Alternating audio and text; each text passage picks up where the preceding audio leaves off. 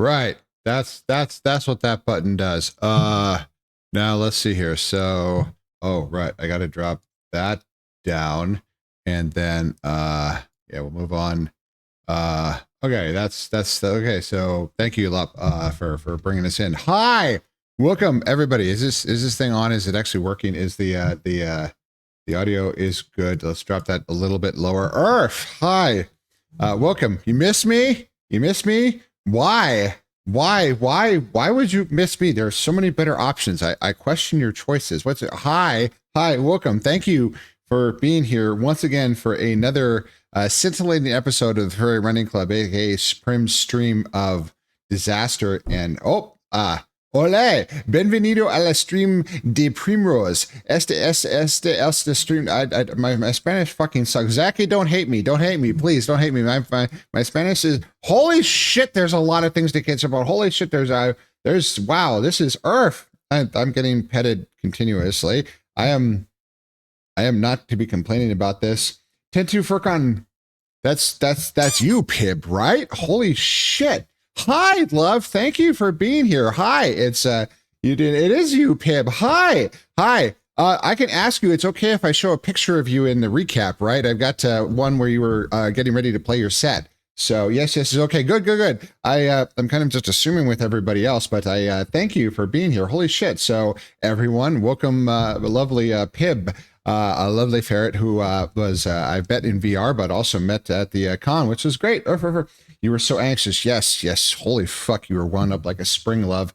I was trying desperately to just make you just focus, and I hope I helped a little. Earth. All right, let me scroll up a little bit here. It is speaking of fucking nervousness, holy shit, although I've done this a lot. So, Sparky Pamder, it's good to see you again, and now I feel terrible because I was asking you about potentially staying at AC, and I'm not going to AC now. I'll explain that later. I'm sorry. I'm so sorry. Riser, holy fuck. Derg, Earth. What was that? Mem. That's what YouTube Dergs say. It's cute as fuck.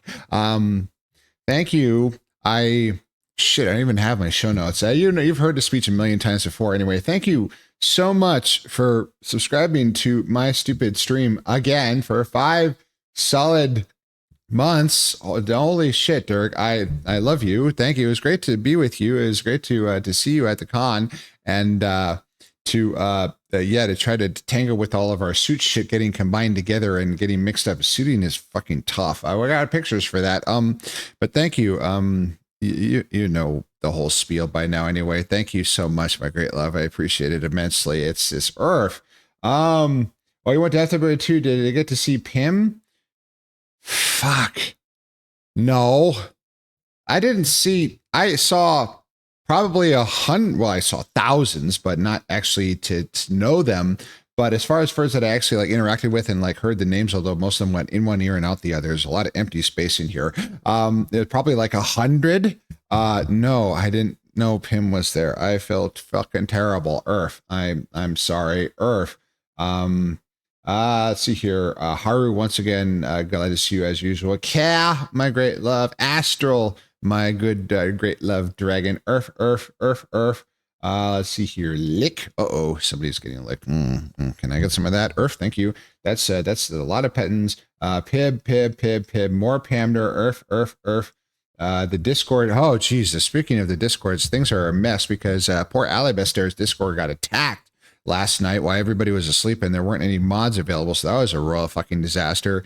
And things are going to have to change a little bit because my Discord is dead as a doornail, which is fine. The primary community is all in Telegram. I use Telegram a shitload more. Everybody uses Telegram. Discord is good for things like streaming movie nights and stuff like that. But there's a few furry Twitch communities and all that, but I'm not going to try to build another one that big. I'm never going to succeed anyway, because there's so many. I'm in like 20 servers myself. I can't keep up with them all. So we're probably going to change a few things, probably strip a few things out. A lot of the image stuff will go away because it's pretty dead. There's a lot of other great places to post this, and we've got a not safe for work channel in the Telegram server, but the link to the Telegram server is no longer there. Because the Telegram server, Discord, how many things can I mix up at once? The Telegram group chat needs to be protected. So that link is going to be request only. There needs to be a manual intervention step in there from either myself or potentially somebody else, or mostly me. This is my show. I will take the responsibility for it and do the work. But yeah, so it's in progress. It's in progress. Please bear with us. The Discord is not going away. It's just it's pretty much going to stay dead. It's mostly just for announcements and stuff. You did a very good job, Pib. I'm glad. I mean, I was actually, not only do I not know the fucking anything about how DJing works and was totally fucking ignorant. It's like, oh, you can actually change things in the song itself. I thought it's a lot like Spotify. I'm a complete fucking noob. I was trying to get you talking about it so you would get out of your head a little bit, stressing, and think about something more esoteric. And it's like, oh, somebody explaining something sort of makes you like shift your brain into a different line and maybe gets you a little more relaxed, which I hope fucking worked. Earth. Yep. Very disturbing. That's Jesus. Yeah, I'm sorry, Astral. Thank you for letting everybody know, but I did not look.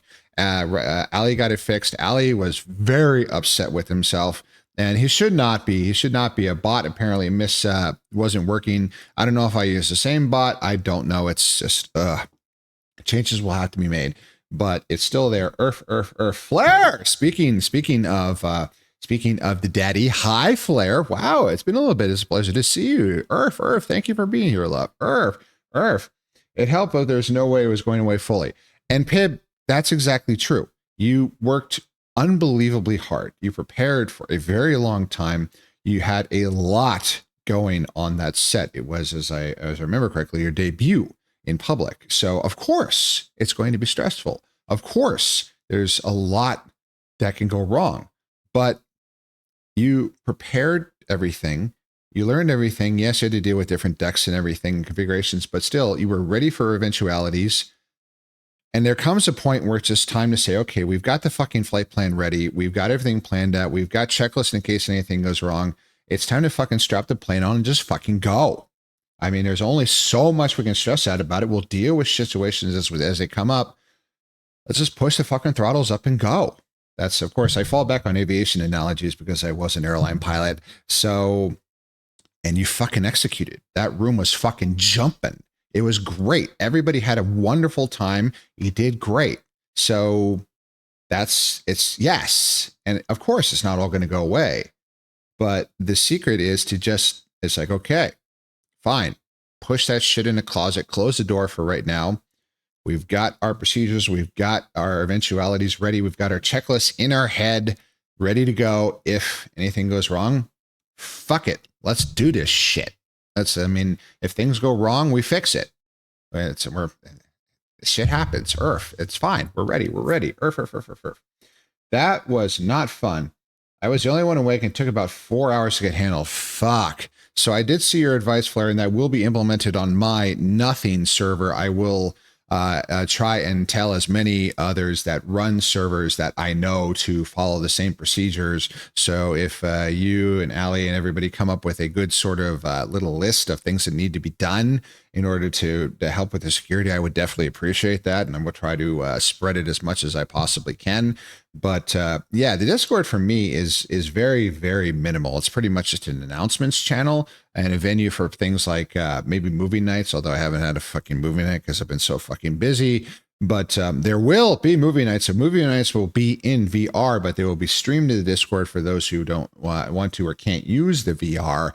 But because everybody that was at the last movie night is typically in VR with me anyway, we might as well be together so we can cuddle up and watch the movie. So Earth. So, and anyone can be available. Earth. It's very similar to what you're describing it. Yes, it's any super complex thing, driving a race car, flying an airplane, operating a stream deck, operating, I know a fur who does sound engineering for a living. He's done humongous shows. He's done New Year's Eve in fucking Times Square. He was one of the ones operating all of the speaker systems and all that for all the performances. So yeah, he fucking knows his business, and he talks about it the same way. You make your plan, you prepare for eventualities, after a while, it's just like, you know what? Fuck it. We balling. Let's just fucking do this shit. You can wind it and play the scenarios in your head over and over and over. And all you're going to do is drive yourself crazy. Handle it as it comes. You trained, you're ready. Let's go out there. It's what we all fall back on the military. It's you hope for the best, prepare for the worst. But after a while, just go out there and fucking charge at the enemy. Send me the server stuff. So I had to put a capture bit in my Discord. Yes, Pib, absolutely. If I when I figure out stuff, I will be more than happy. I mean, this is something I've learned really, really quick with furry Twitch. I'm a nobody, but I know a lot of Twitch streamers. Furry hi, I am not a fox. Why am I in a box? Why? Okay. Hey, I got rid of it. Earth. Thanks, Pib. I know a lot of furry Twitch streamers. That's kind of how I got back into the furry community about 3 years ago after a long hiatus or stuff that happened that we will not get into right now. That's not a good story, but they are completely helpful. We do not see each other as competitors. We help each other. I can ask anybody. I can ask literally a dozen partner level furry streamers, and they will answer instantaneously. They're, oh yeah, here's how it works. Here's this, here's that. Here's the script I use. Here's this program. They tell me about shit I never heard of, and they don't see me as a competitor. We don't steal from each other. We raid into each other. We help each other. So I'm sure it works the same way with all of you. I mean, it's a little more competitive from things Lop was saying, but that's the way it should work. This is the community that I know a lot.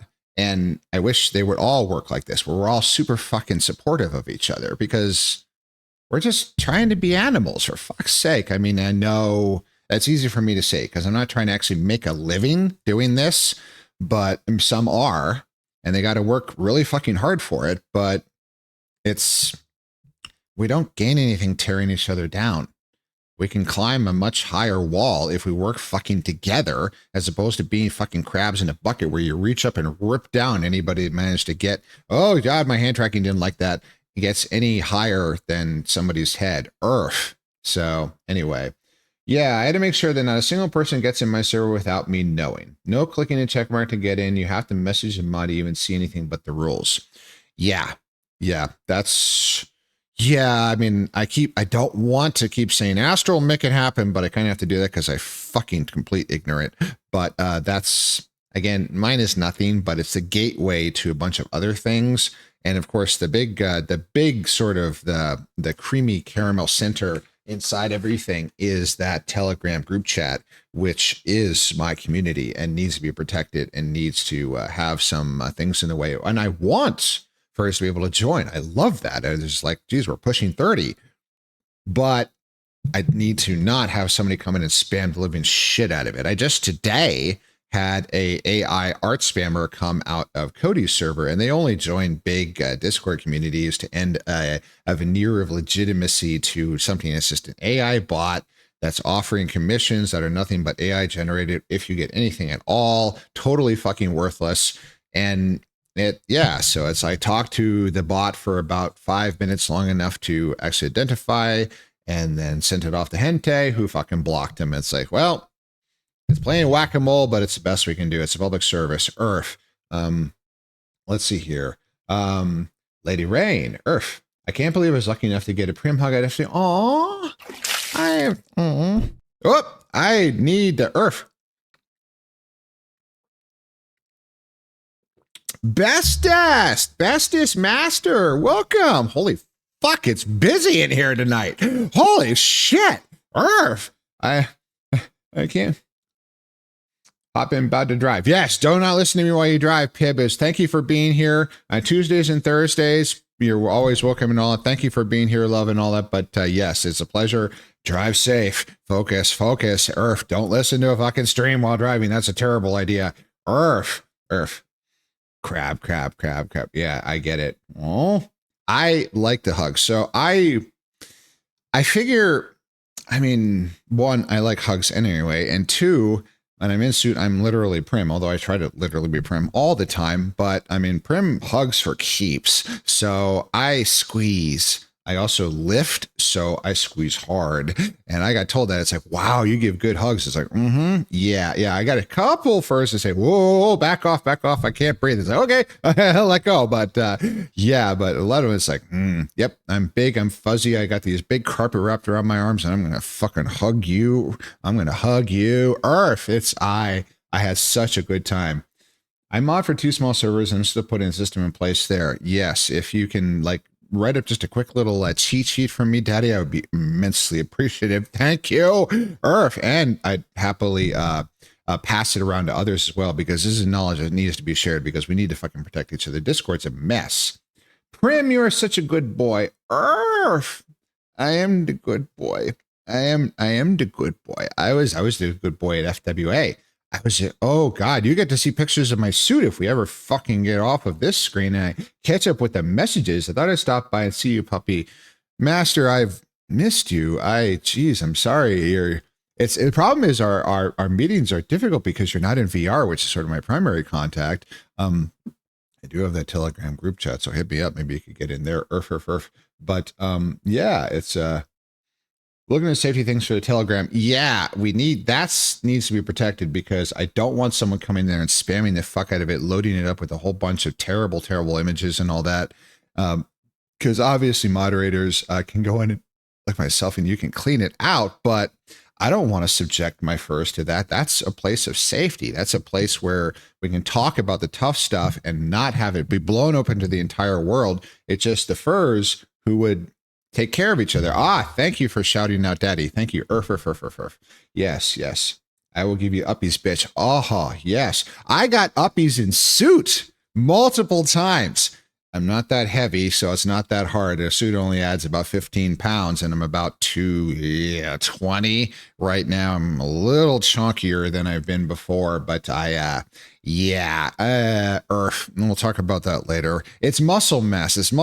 I've been doing the powerlifting again. Yeah, that's a load of horse shit, and we all know it. I haven't been eating that great. It's the padded. That's my belly. I'm padding actually. Yay, tracking, but a little bit of the flabified. So, okay, I think I finally managed to catch the fudge up. We've got a little bit of time before the first wave of ads come in, but this recap is it's going to take a little while. So let's get started. So first things first, I do enjoy myself some Scandroid, but I'm going to drop it down a little myself. Therefore, I have to raise it up a little for all of you. Let me know if the music level is inaudible or too loud, but we're going to move into the recap section with the photos. So I got over here. So I've got a bunch of them. So Prim goes to FWA again, because my first con after about a 14-year hiatus was FWA 2024. I'd been gone a very long time. A lot of water had happened under that bridge, but Rizzle shocked the heck out of me and said, hey, you want to split a room for FWA? And I thought maybe in 2025, I would maybe think about going back to a fur con as Prim. Nope, we balling. We go in 2024. Well, this year was a slightly different experience. There's been a lot of growth happened. Geez, it was awful gratifying to have multiple furs I respect tell me, yeah, you've grown a lot in a year. It's like, wow, thank you. That's Earth. I'm a good boy. All right, let's talk about the images. Are we in Atlanta? Nope. We are not in Atlanta. So boy, howdy did it. Oh, geez, there was a lot of shit going on at this con. So I tried to do way too much. That's sort of going to be a theme in this. And one of the first things I was trying to do was I tried to satisfy a number of imperatives all at the same time. And one of them was that one of my roommates had never flown before in his entire life. So he asked me to actually go and to meet him, and we would fly down together and actually fly back. And then I would go from there back to my home. So this would necessitate 3 legs each way. Well, I fell at the first hurdle, because the first leg from my home to Dallas-Fort Worth, there was the worst fucking weather in Dallas-Fort Worth, because it's Texas. It's getting into summer. There's thunderstorms. They're big, they're meaty, they're ugly, and you don't fucking get anywhere near them in an airplane. So my 2.5-hour flight turned into 7, including a diversion here. Where the fuck is this? This is a place called Longview, Texas. There ain't fucking nothing there. It has a lovely identifier called GGG, which is really kind of interesting. This is it. This is the hold room. This is the only place we were allowed to get in after 2 hours sitting on the plane after we landed while they tried to figure out what the fuck to do with us. Because once you divert, it's not a matter of that, oh, we'll just splash some fuel in the plane and take right back off. No, the reasons why we couldn't get to the destination in the first place don't go away that fast. So once you divert, you're fucked. You're going to be on the ground for a long time. You're going to be late as fuck. It's just bad. Sorry, but that's what happened to us. This is 2 plane loads worth, 2 large regional jets worth, stuffed into this little hold room designed for 1 small regional jet at a time. So their facilities were massively overwhelmed really, really fast. And we couldn't, and this part really stressed me. Yes. So I've been pushing way too hard for at least the last year, trying to accomplish almost everything all at the same time and try to be everything for everybody all at the same time. And so the dream that I wanted to just do nothing but go to cons, run races, travel, be in VR all the time, what Cody, in his wonderful way with words, labeled is be a professional furry. That was the dream. That was predicated on after I retired. Trying to do it before I leave my job? Not a good idea, because all of this, including this day, I was working full time. Was that working? No. Was I stressed about it? Yes. Did I try to do too fucking much? Yes. And I snapped. I was sitting here, everything fucking fell apart. I was going to be massively late. I was not going to make my flight up to Detroit. I was not going to be able to meet Jack. I was not going to be able to do anything in order to accomplish this. I had fucking FedExed my suit at a massive expense of about $300 extra just to do that. Shit's heavy, and that's with my monstrous discount. It was a hell of a lot normally. It was a lot more than that. 3 times that, in fact. So without the discount. Anyway, yeah. When I heard we were diverting, I just felt like the world was coming to an end. All of my plans had completely fucking fallen apart, and there was nothing I could do. I was trapped in this thing with absolutely no control at all, because I can't fucking change the weather. Even if I was flying the plane myself, I ain't gonna fucking fly under a thunderstorm. Are you fucking crazy? That's how people die. All of us saying no more stressful. So we'll be talking about that throughout the whole recap here and into everything. And the clock is ticking, so we're gonna have an ad break pretty soon, but that's fine. This is probably gonna occupy half the fucking stream. So this podunk little place, there is I gotta bring up that, and then you can see that is not my airplane out there. That's the other one from somewhere, I think in Indiana, that was trying to get to Dallas. That did not fucking make it. So yeah, they got the jetway. We had to fucking walk. We ended up going across the tarmac, through a little room outside in the tarmac, and then into the hold room itself. But with new FAA regulations that were passed about 4 years ago now, they're not allowed to just leave people on the airplanes for 5, 6, 12 hours just to stew while shit like this goes down. You actually have to let us off. So they had to let us off, and we have procedures for that. But is it comfortable? No. Is there a lot to do? No, but at least you can get off. And I walked around that room over and over and over again, trying to stretch my legs, because of course they're a disaster while I fly. And after being on there for 3 solid hours already, it was terribly bad. And we couldn't go that far, because you see there in the distance, that's security. It was closed. So if you leave, you're not getting back. You also couldn't leave even after security got there, because we didn't have a boarding pass that said Longview. So congratulations, you're stuck. This is a prison cell. We were trapped here for about 2.5 hours. My flight that was supposed to take 2.5 hours from my home here to Dallas Fort Worth took 7. So everything went out the fucking window. I had to purchase a very expensive Y-fare ticket from Dallas straight to Atlanta, or I would have never fucking made it, because there was more going on. I had to be in Atlanta that day because 7 other furs were waiting on me to check them into their hotel rooms. There were 2 of them, and I tried for 2 solid weeks to add more names to those reservations so others could check in, and failed. No one wanted to fucking deal with me. Okay, here comes the clock. There's no point in pushing it off because there's going to be a lot more talking. So I also have to walk. So everybody get up and walk around just like I was doing here. Nobody needs people walking around. They needed to get some water, get that stretch in. We'll be right back, and there will be more wolf talking. So I expect all of you to go away and not come back. Earth, love you all. Earth. Okay, now what do? I do.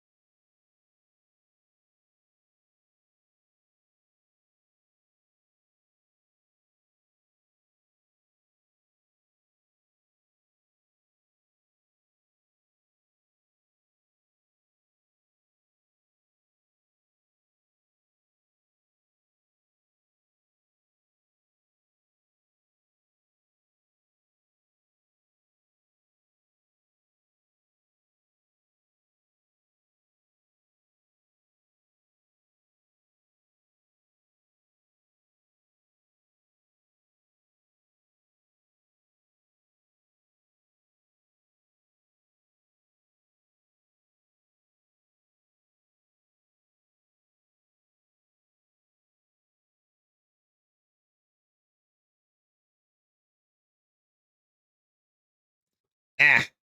Okay. Are we back? We're back. Oh, we got to drop the music again. Okay, there we go. Do I have a stream deck? No. Do I have prepared anything? No. Am I good at this? No. Hi, Earth. So anyway, so we're stuck here in fucking long view, middle of ass end of nowhere, Texas. It's about a 20-minute flight from there to Dallas.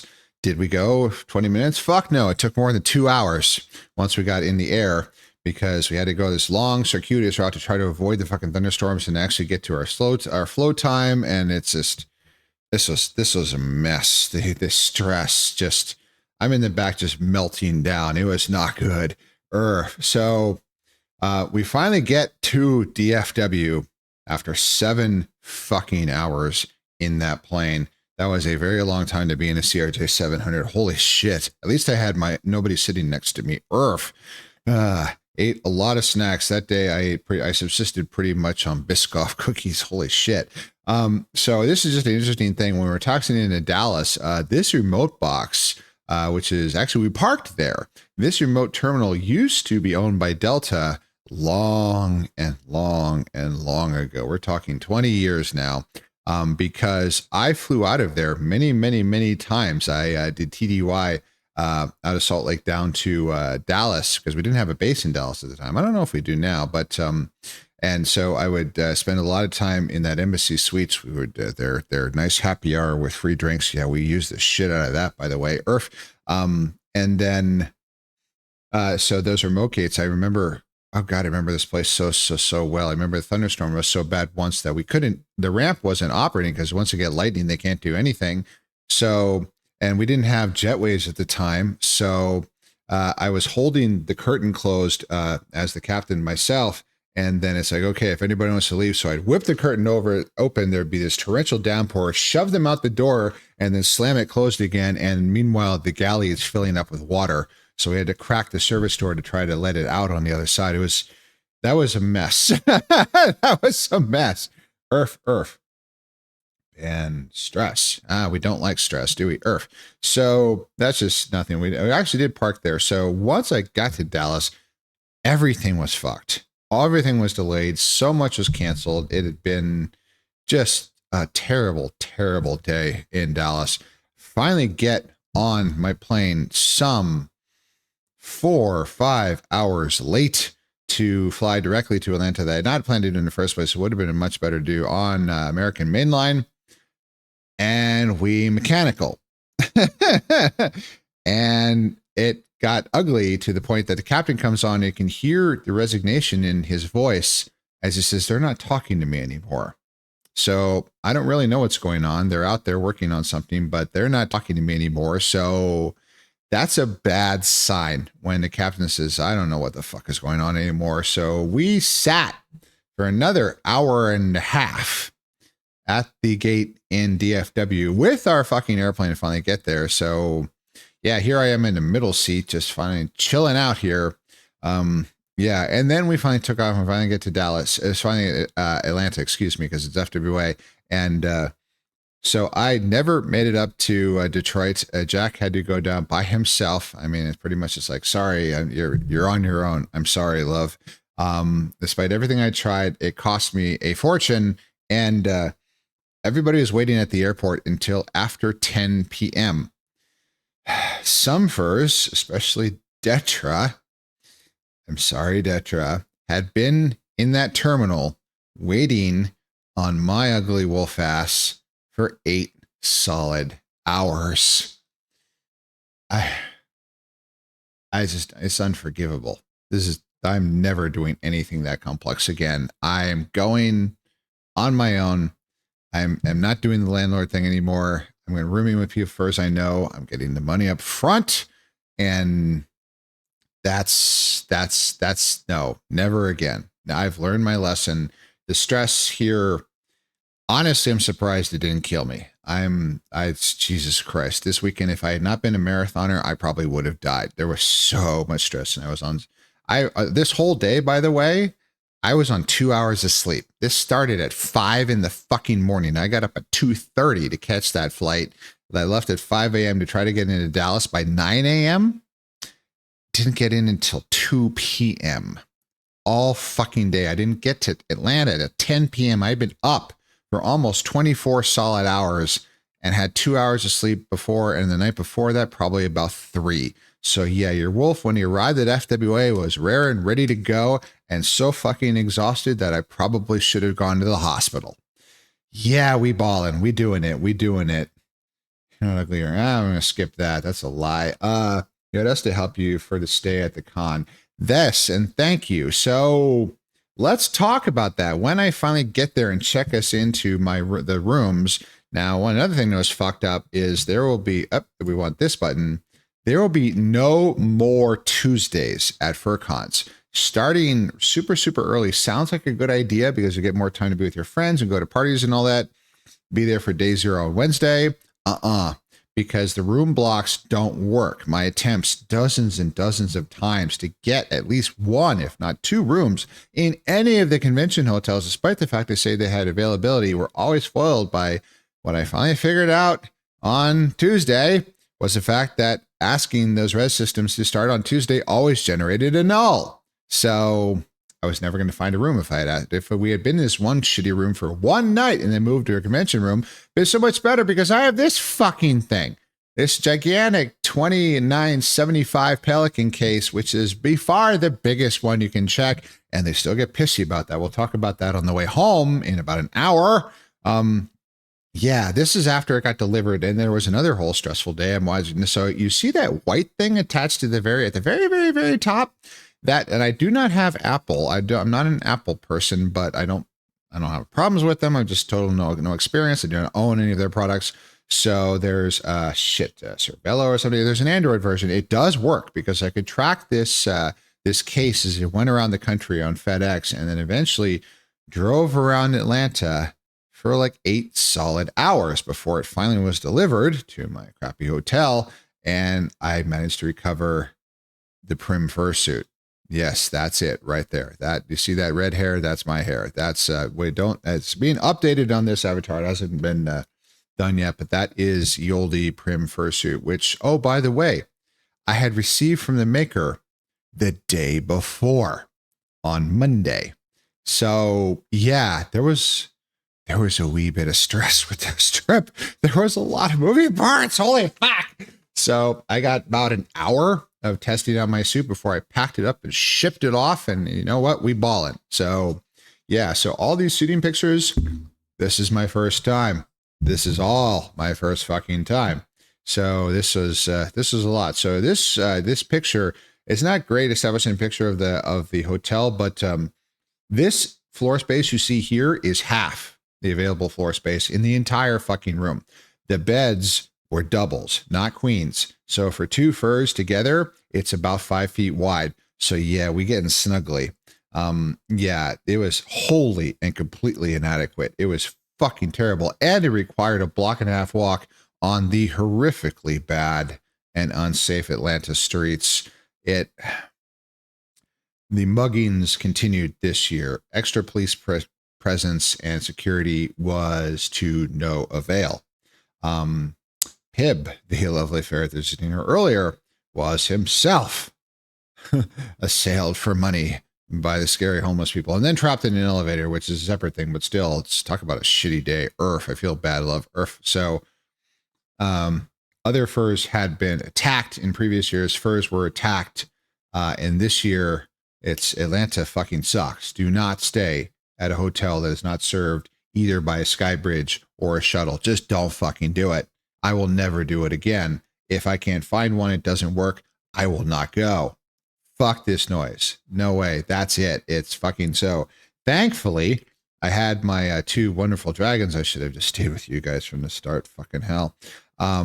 Who had a birth, actually. When you told me that you did not, I started to cry because I wanted out of that room. I was never going to sleep. When the night I got there, I did not sleep at all after being up for 3 solid days. So I thought I wouldn't sleep at all the whole weekend, but you know what? We ballin', right? I'm Prim. I never give up.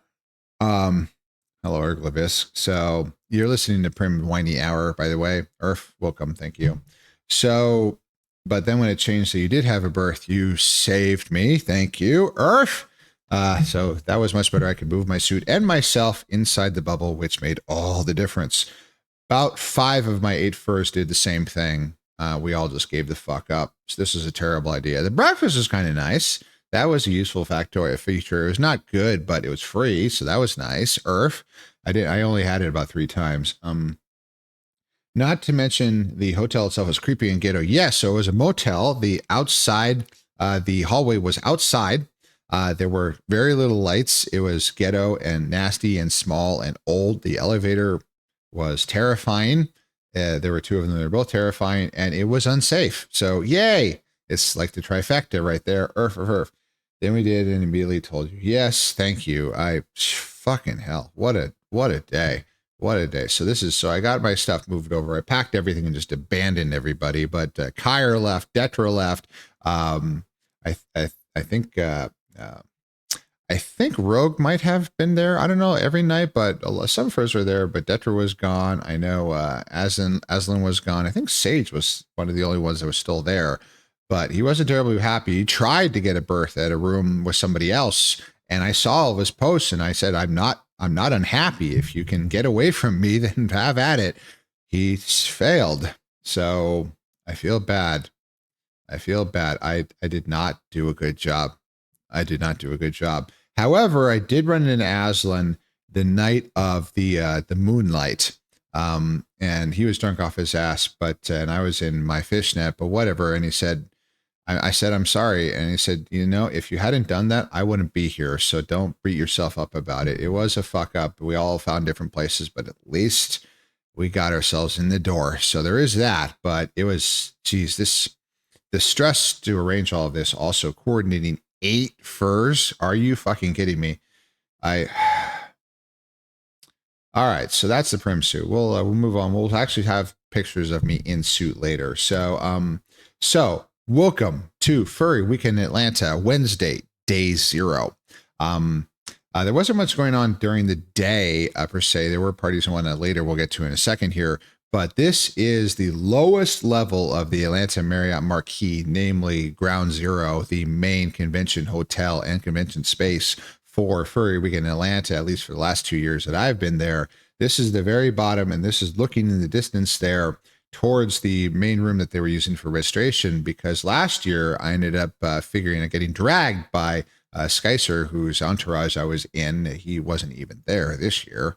Anyway, to soft registration opening. So I went back Wednesday evening hoping to get that, and you know what? It worked. And it vacillated back and forth. There was staff registration going on for most of the time, but the idea is when that's done, then maybe we can open it to just whoever and try to get a few thousand registrations processed. And that's eventually what they did. And I met all this lovely, lovely fur with a wonderful suit as so there's, I believe the name is Merlot, not his name, but the character is Merlot, who is I think a French legend about a skeletal anthro horse. Something about a rap battle and raiding the pantry and all that. But anyway, that's what he was going for. It's sort of a Western horse theme. It was a wonderful, wonderful fur. We sat for hours hanging out. That's my backpack behind him, by the way. So hang out while the soft reg, and eventually did succeed. I did run him a couple more times, but yeah, it's meeting random furs is the point of these cons. Yes, you go to see the ones that you know, but also it's just the sheer weight of furs. It's just, we take over everything. You can relax a little bit. You don't have to worry about the normals for a little while. So yes, love talking to him.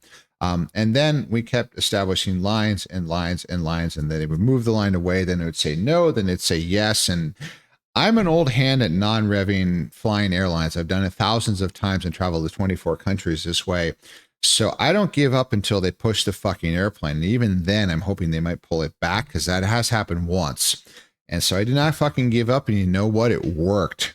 I got my registration on Wednesday and didn't have to avoided the massive fucking disaster that was Thursday, official start of registration, where the lines went on forever. I didn't have to go there at all. So yay me. So this is also, they snaked the line back outside.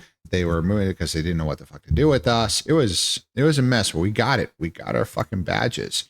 And then we skip over to Thursday, skipping the registration.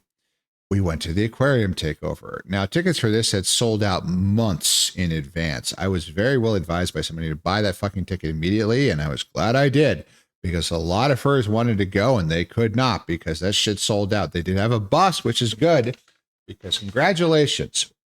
In the military, for ships, for naval guns, they say the term "in anger."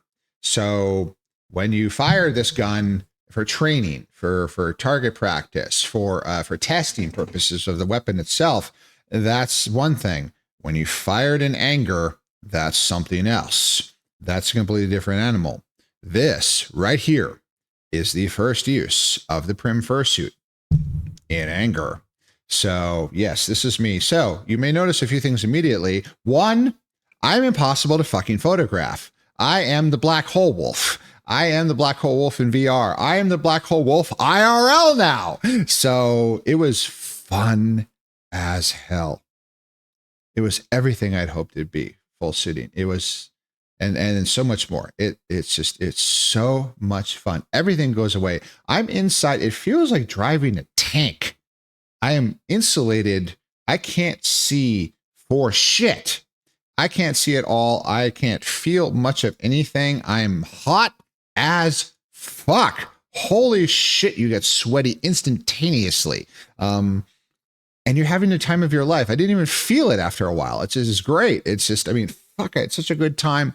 And everything feels really dark because I can't see for fuck. Also, I can't wear my glasses, so I'm doubly blind.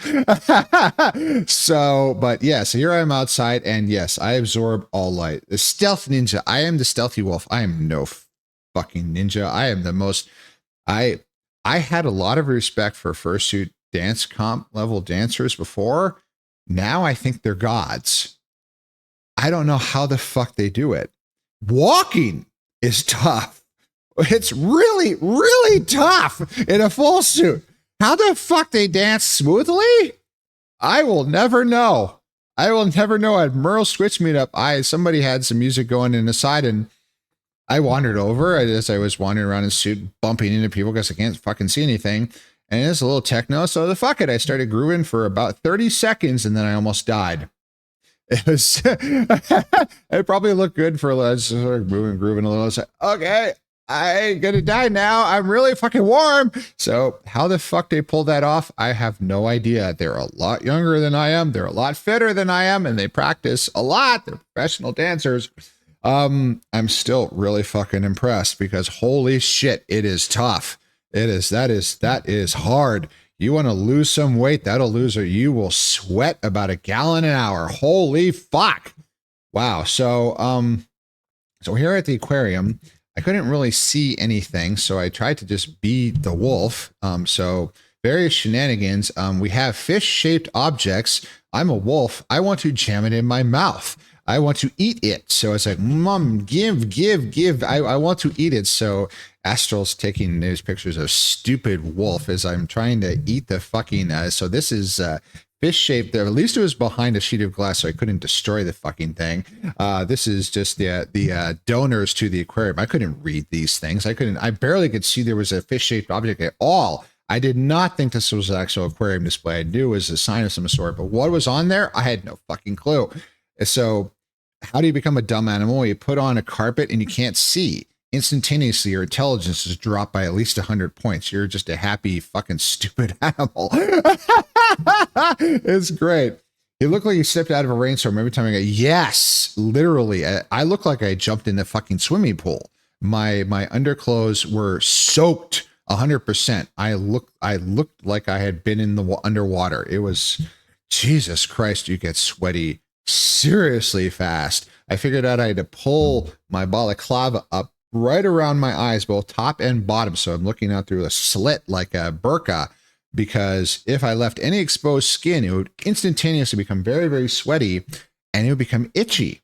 And I can't scratch anything inside my fursuit head. So it's hell. So you got to pull that balaclava right up so it's pressed against your skin, and oh, you've got something over your mouth, so then no one can hear you. So I'm screaming at the top of my lungs, and people are saying, what? What'd you say, Prim? I say, I need to go. Yeah, I never considered that a problem. Yes. Full suiting, especially with the hard head, there's two different kinds of heads. There's sort of the soft sort of sock, crochet head that's very squishy and can squish up and all that. That's a lot easier. This is a hard head. It's Snap by Cats for Cats bases his heads on martial arts headgear, so it's quite comfortable. But yeah, I'm wearing a fucking helmet with fur attached to it and a muzzle attached to it, and a little tiny fan in the muzzle that does help. Is it enough? No, it is not enough. A fucking leaf blower is not enough. Holy shit, it is warm. Lop, I could hear you well, hun. Oh, you're not talking about low prob. That's a typo. That's what I call him. I could hear you well, hun. I'm Mr. Bat Ears. Okay, this is good. A lot of furs kept telling me I typo. That's fine. I couldn't. Yeah. Yay. No correcting messages in Twitch. That's been the bane of my existence for years. I get it, love. Yes, I kept being what? So I'm screaming at the top of my lungs, which is hard because I have a balaclava over my mouth entirely. Oh, also, I'm eating my beard because it's getting pushed into my mouth. So, yes, suiting is fun. Suiting is fun. Here's K9. Hi, K9. Welcome, welcome. We are doing the FWA recap of interesting stuff. So, so it's a little hard to see. That's Riser in his partial, much a smarter plan than me in my full suit. Immediately behind him on all fours, facing towards the right here on the screen, as with my head towards him. I mean, behind that reflection is me, because they had this tube for kids, which went through an exhibit. I couldn't see the exhibit, but they said, you don't want to go in there. You're in a full suit. You're ungainly. I said, fuck it. I'm doing it anyway. So I did. And yeah, I managed to make it through on all fours. I am good on all fours. I am a good boy. Anyway, moving on. Yes, it was fun, but I also need to get out of there because being on my knees in that is not easy. It's a little padded, but it's just, yeah, earth. So earth. So, and then this is Riser and I again, just in the aquarium. I don't think I was even aware there was a railing behind me at this point, although I can't really remember. You see, it's perfectly well lit to me. The entire fucking room was black. I couldn't see shit. Everything looked like it was super, super dark because I have this mesh in front of my eyes and I'm not wearing my glasses. So I'm fucking, I mean, I bumped into shit all the time. My typical way of figuring out somebody who was close to me was to run into them. Also, the visibility. Oh, thank you, K9. Earth. A bucket. Earth. Oh, it's very jaunty now. So there's this massive dead zone, which to me, sort of visually, is about 6 inches wide, right in front of my face. So I'm a wolf. I'm an apex predator. Was I in that suit? I ain't catching fucking anything in that thing. Are you fucking kidding me? So you get one eye or the other. So you may see suitors doing this occasionally, where they kind of do the bird thing where they look at one eye or the other, because using both doesn't really work. I get one eye, so I have to turn my head a little, and then I can look straight forward and get a little peripheral vision away from the direction my muzzle is facing. So Prim's first safety tip for dealing with full fursuiters. Well, the first, of course, is suitors always have the right of way. We can't fucking see anything. Don't make us switch eyes. Do not cross at close range in front of a suitor. If you make me have to switch eyes, I'm going to get way fucking disoriented and it's going to be bad and I'm probably going to crash into you. So please don't do that. Fucking hell. It's yes, it's not easy. Jeez, visibility is terrible in these things. And so I had two sort of modes of action. This is my literal first time ever full suiting. I was, yay, I'm a wolf and I want to eat that. It's a fish. That's it. That was my repertoire. So this is the first. This is the former. As I didn't even think I don't think I was aware there was a tank behind me. I was just a dumb animal. I had the time of my life. It was great. It was so much fun. I was so fucking warm. Oh my God. So this is the second mode of operation, which is I want to eat that. I could see there were vaguely fish-shaped objects, and it's like, Gib, I want to shove it in my mouth. It's, yeah, that's not a double entendre. No. Anyway, it's yeah, it was very silly, but I couldn't see much about the fish. I could just see that there was some vaguely swimming object there. It looked like the light was off in the tank to me. It was so restricted visibility. Very amusing taking those pictures. I'm glad you enjoyed my stupid, but that's the thing. I'm driving around essentially a car. It's not me, it's Prim. I can be the idiot and the stupid and bump into things and look like a moron and dance and all that because I have no inhibitions or shame because I'm a suitor. No one fucking knows it's me. Yes, I've got a name tag, but it feels like I'm somebody else. I literally was Primrose. And the number one thing about the Primrose persona that was so attractive to everybody back when I put her on F list all those years ago now was her utter and complete fucking bravery, her utter and complete lack of shame, her utter and complete courage. Just fuck it. We do it. Whatever the consequences are, we'll deal with it then. So that was the sexiest part. That's what I want to be now. That's how I want to live my life because you know what? That's a lot more fun than being scared. Earth. A lot of the light were off in the tank, sadly. I did remember you saying that. I could kind of hear. I could hear better than I could talk. me talking was muffled because I have this thing literally over my face and then this giant fucking helmet around my head. So doubly muffled, and a fan blowing into me, which messes with my voice anyway. But I could hear pretty decently. There were holes in the side. Snap does a good job with that. So my hearing wasn't too bad. But I did remember hearing that a lot of things were off because the fish have sleep schedules. You can't keep them up to 10 p.m. for the 7 a.m. opening for the public. So I understand about that.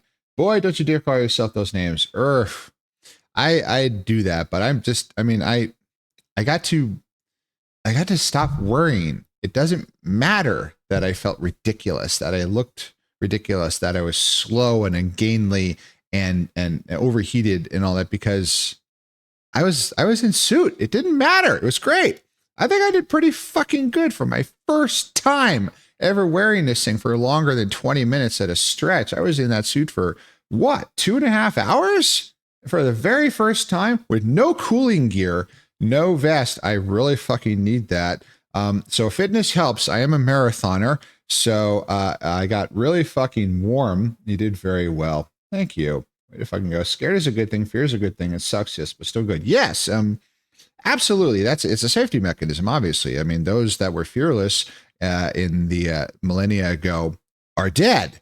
So, yeah. So, but the problem is the modern world has surrounded us with so much stress and so many things to worry about that we're stressed out all the time because our bodies are designed that, oh, fuck, there's a leopard in the grass, high obscurity.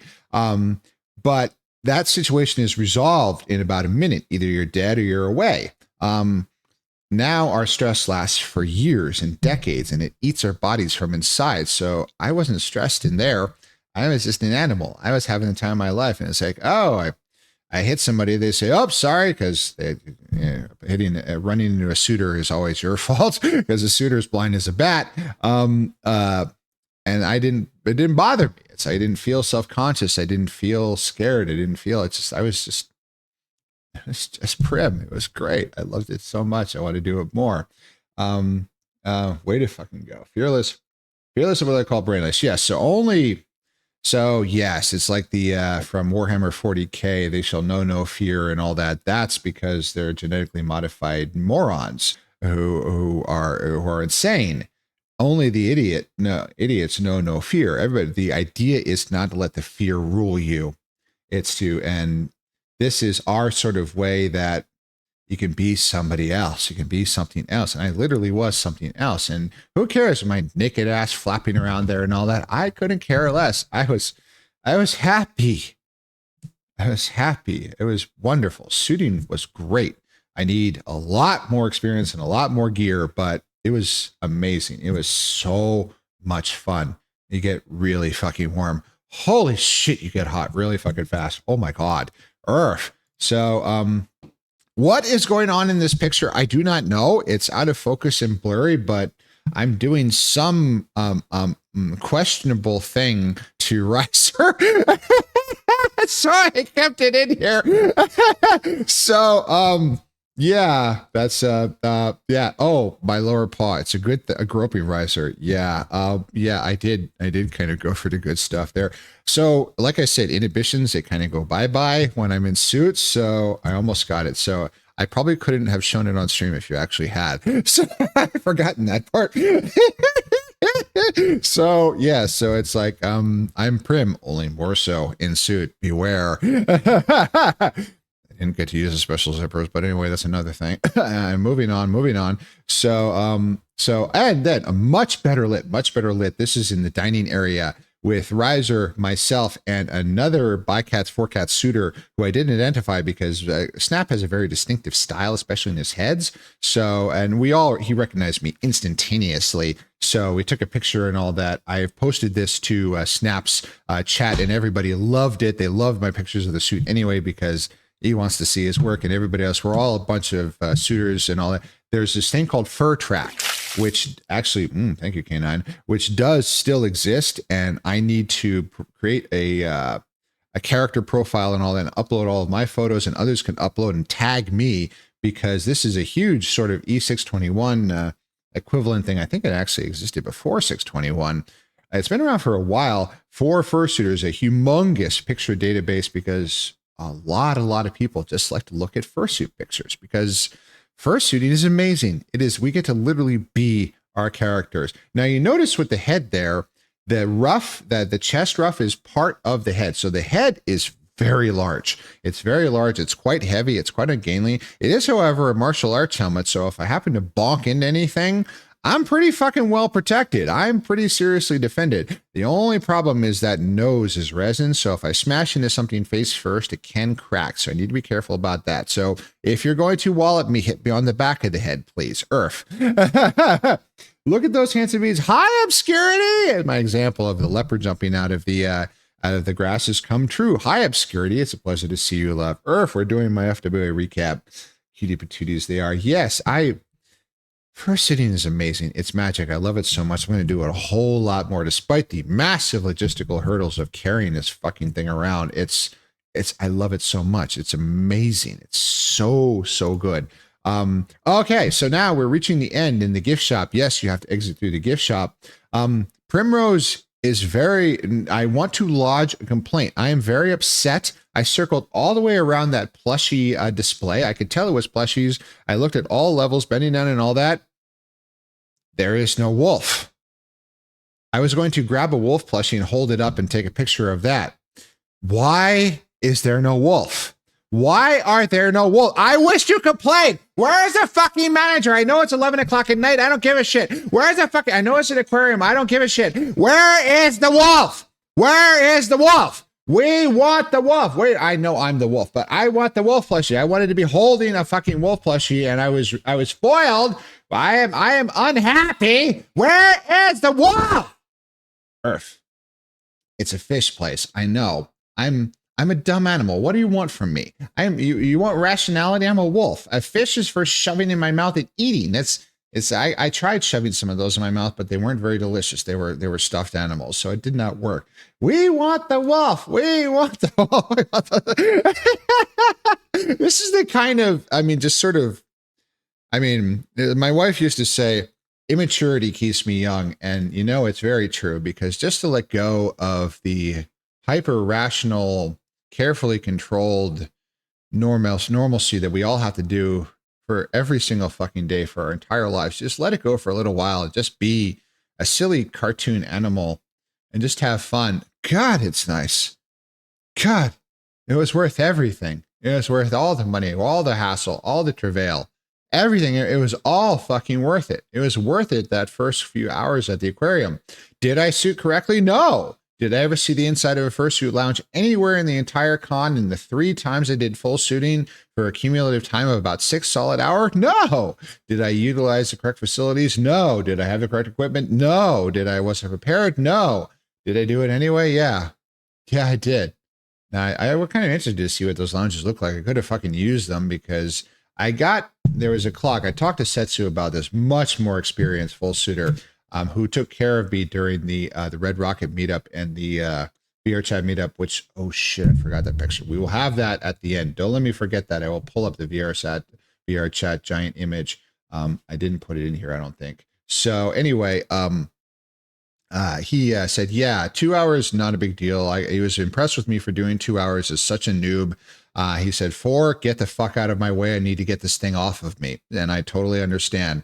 Me being a marathoner now, fitness is very, very good. Fitness helps, but that'll only get you so far, because the biggest problem is also you can't drink anything. So you're sweating and sweating and sweating, and you've got this Under Armour from head to toe, and it does make you warmer, but it has to be there, because otherwise your suit will absorb this sweat, which will not only ruin the suit, make it smell bad, but then it'll become heavier. The Under Armour absorbs everything, wicks it away, and tries to let it evaporate very, very quickly. Not quickly enough, but you're running a clock.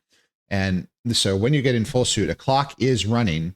And Taurus, Setsu's boyfriend, talked about this actually at MFF when he was in his full suit. And I asked, how do you deal with it being warm? He says, well, you heat up to a certain level and you just don't really feel it anymore. You just stay there. It doesn't get any worse. And that's kind of exactly what happens. The problem is when you hit that saturation level, I dodged it successfully. Thank you, Kanan.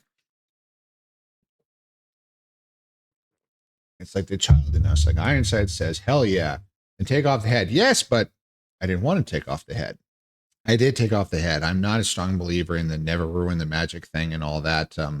But even then, taking off the head is not a cure all. You got to take it all off, and I'm naked under that Under Armour, so that really can't happen. So anyway, when you hit that level, that saturation diving level, a clock starts. When that clock expires, you die. So the point is to stop before that clock expires. How long that clock goes varies depending on your fitness and experience level and your equipment and the temperature and everything else and what you've been doing. But that clock is definitely running. So this is a lot different than being a wolf in VR. It's a lot harder, but oh my God, it's so much fun. I could literally just be Primrose IRL. It's wonderful. I've heard tale of one suitor who stayed in full suit for 24 hours. I have no idea how. I have no idea. That must be a profound amount of experience, lots of cooling gear, and lunacy, and someone about a third of my age. So good luck to them, but I'm never going to do that. If I can get this up to like 4 or 6, I would be happy with that. I will be investing in cooling vests and everything. I will be investing in a not a big, but a much more powerful handheld fan. They make these as computer dusters because, you know, everybody knows the air cans that get really cold in your hand freezes to them. There is the electric version that is still very powerful, a little handheld fan. And kitty, Jesus Christ. Yeah. So anyway, somebody had one and used it on me at the VR chat meetup, and I need one. I need one really, really bad. Yes, Kurtza, fuck, forgive me, Kurtza. I'm sorry, my brain is full of earth. Kurtza used his fan on me, and oh God, it was so much better because I had pulled my head off at that point because I was timing out, and he hosed me down with that fan. At Anthrocon, there were literally people going around the lines, and this wasn't an official thing from the con. They were just doing it as a service because they knew, with electric leaf blowers, just hosing down suitors. And you know what? That's the best thing ever. We need lots of air. Jesus, we get hot so fucking fast. It's incredible. He's a fun star. Gotcha. Oh, lots of experience with high temperature activities. I really want to do that. Really, really, really badly. Yeah. Anyway, moving on. That's a furry to 24 hours in suit. Yeah. So more experience with that means longer times being able to be in suit. So noted. Okay. Why is this blue and green earth? Why do we naked in a fursuit? It's something people always do. Yeah, if you wear street clothes, you're absolutely insane. You wear what's Under Armour. So the Under Armour makes this is called heat gear. So a lot of their undergarments for things like running tights and all that are for cold, to retain heat, to keep you from freezing, but still be able to be active, like things like running. I have running tights for that reason. This is a different material called Under Armour heat gear, which, although it looks very similar, is made differently because it's very, very, very breathable. But what it does is absorbs the sweat and gets it away from your skin, because the moisture held right against your skin is very, very, very bad. It will prevent any more sweat from coming out, and you will die. You will get heat stroke. So the heat gear, you need to wear this heat gear from head to toe, all the way down to your socks, all the way to the crown of your head. A balaclava over your head and your neck and your face, a top with long sleeves and full tights all the way down, because you have to. There's no choice. So do you wear anything under that? Oh, fuck no. No, under those Under Armours, I am naked as the day as I was born. So, you know, suitors were naked. So that's a thing. Angus the Hare. One recommendation, they do make cooling vests pretty useful when suiting. Yes. Thank you, love. Also, having the handler responsible helps. Yes. So the handler I did, for 2 of my 3 shooting excursions, I did have handlers. I did have help. I got better at navigating the actual hotel and the con spaces at FWA. By the way, welcome, love. Thank you for being here. In suit, I could navigate the sky bridges by myself pretty effectively. And when in doubt, I could rip my head off.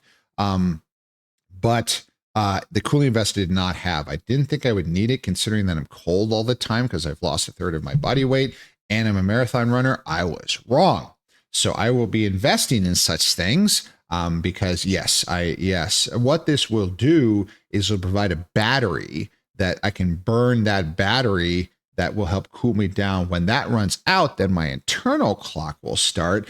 And right now, that's about 2.5 hours. But if I have that battery for another 2 hours, wham, that's 4. So that's great. That's great. Others want easy to use. I want to be easy to use. Hello. We found one called Thermoparley. Yeah, there was a booth actually advertising them at the con. I got a brochure. Actually, I think you gave me your brochure from them, Astral. I'm definitely going to be looking at that because that is, I don't care about the weight. That extra thermal mass, that battery is absolutely fucking critical. I wish this would be much more complex, cost a lot. I wish there was some means to, well, of course, that's like spacesuits technology where you have a active water cooling system vest and a radiator on your back with wings sticking out the back that would radiate the heat away. I think that'd be pretty cool, but that would cost a fortune. That's like $100,000 item. So that's probably never going to happen. Earth. I'd rather just wear a head, feet, paws, and tail. That canine is known as partially. Actually, let me go back a little bit here. If you look at Riser, our yellow dragon on the left side, he is in partial. He's not even in his feet. He is just wearing the head, the tail, and the paws, and therefore in street clothes. Partially, the heat buildup is much, much, much, much less because you have your full body in order to radiate heat away and everything. Is it perfect? Nope. Nope. I partialed at the Moonlight Festival. I was also at a rave, so I was dancing at the time. But even then, I had to take breaks. So I would go off to the side, I'd pull my head off, and I would drink a lot of water.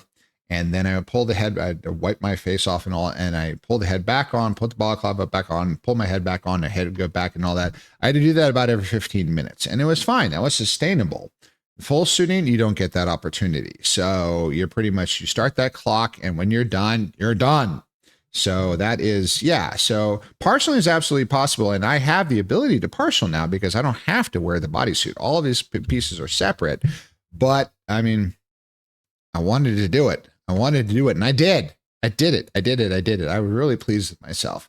So, say hello to Kyr, my lovely slaughter. This is actually the free breakfast. This is a silly picture because Kyr runs on coffee. So here he is trying to get as much coffee into his system as otterly possible all at once. But he is an otter, so it's unlimited volume inside to hold coffee. So that definitely helps. And then another lovely, lovely individual. So that ignore the ugly wolf on the left, but in the black, the lovely Nardo dragon, none other than Loprov, who I am honored to call a friend of mine. He and I have actually been talking for several months now, quite a lot, and met in VR. And then finally, yes, the ugly guy with the beard with the Primrose name tag, that is actually me. Anyway, finally got to meet at the con. We had planned to meet and all that. And I got to hang out with him and his village, as he calls it, quite a lot. Wonderful, wonderful furs. Super, super welcoming. I ended up hanging out in his room multiple times. It was just this. Yeah, Lop, I love you. It's great. I was super, super great hanging out with you. We share a lot of sort of the same things because we're both sort of a little on the older side, professional furs with a lot of responsibilities. So there's a lot of shared stuff there that I'm not going to go into. That's all very personal, but it's, yes. So it was a massive, massive pleasure to finally get to meet him. And this is more of the village. You can see him there. God, what a terrible expression. Kiba, Suitor, whose name escapes me, and all that. It's Khosrow. And yes, it's this also that noodle place. Those of you who go to the food court at FWA, I always get that straight from the muzzle of the Asian Nardo himself, that is superior Asian food. And it was. It's also cheaper. So little sort of hole in the wall place. Really, really good. Not very expensive. Will definitely work. Also, not super heavy food. At cons, it's very easy, really, really heavy stuff like the pizza, which does a real number on your insides, especially the next day. So noodles and stuff like that will get you the energy you need without having those effects. Cool. Love the beard. Aw, thank you. Never got a chance to try it. We will next year. I'm not quite sure what you're referring to, but we will definitely do that. So So this is silly Kiba in his custom, beautiful, beautiful pup hood with that silly little spider thing on his head, which is cute. Just that food court is a magical, magical place. That's really the heart of Furry Week in Atlanta, because Marquee Hotel is the main convention space, yes, but the food court is Furry Central. because also furs, yeah, there's a lot of furs running around in suit there, but much more recognizable as themselves and a much more relaxed atmosphere. And I remember that from last year, and the same thing applied to this year as well, that if you want to meet somebody at FWA or furry in general, sit at that food court long enough and they will drift by. Almost everyone in the entire fandom will drift by. I used to joke with Kea, who was still at his apartment on the West Coast at the time. I was texting him on Telegram and I said, if I sit here long enough, you will walk by. And he just starts laughing because it's probably true. It's really that food court is a spectacularly useful thing because there's a wide variety of food selections, a CVS for drugstores and other supplies, various other stores and all that, all inside the bubble, so you don't have to go on the fucking streets of Atlanta, which are not safe. And then look up FWA. Find this place, FWA. So this is known as the Peachtree Center, which is attached by sky bridges to the Atlanta Marriott Marquis Hotel, the Atlanta Hyatt and Hilton, all of the three hotels that I call the bubble that were all utilized for Furry Week in Atlanta. But the mall itself is called the Peachtree Center. Super, super useful. Wonderful thing. So here we come to the heart of the matter. This is the spectacular Atlanta Marriott Marquis Hotel. It is 48 stories tall. This atrium is one of the most spectacular spaces I've ever seen in my entire life. I've been there 2 years now. It is a beautiful con hotel. This lobby is 4 levels high. There are massive ballrooms on every level. It is an excellent con space. It is big enough. No, there were more than 17,700 of us this year. It was the largest fur con in the entire world. That record will be broken very shortly, likely by Anthrocon. But for now, it stands as the largest grouping of furries on this earth. It is unbelievable. Now you notice immediately behind, pointing is difficult with my tracking, immediately behind sort of, I can point with my ear right there. There are construction barriers. The main escalators between the levels at the Marquis lobby were being replaced and were down for the entire duration of the con. This was a terrible idea, but I guess I had to do it sometime. It still worked. I thought it would be a much greater disaster than it was, and it actually was not. There were other escalators, there's stairs. I even negotiated staircases on day one in my fursuit. Seeing the steps is impossible. You have to feel, and I have these huge, giant boots that are quite wide on my feet. I only ate shit and misjudged the step once. I managed to catch myself. I had to fall forward and landed heavily, but I did not fall down, which is good. But yeah, so living and learning and all that. After that, I learned the technique to ride an escalator in full suit. But getting on is not so much of a problem. It's mostly you get on and you wait for it to break when the steps separate, and it's always shift your paws around to accommodate that. Getting on the other side, because I can't look down very effectively. So what you do is you put one foot forward, let me see, and then you lift it up. So your toes are lifted up. And then as the escalator thing ends and the static part comes up and hits you, then you step forward right immediately onto it. So that's another one of Prim's little quickly learned fursuiting hints is you can just lift the front of your foot up and let it come to you and then immediately step on it and then step forward. So that helps a lot.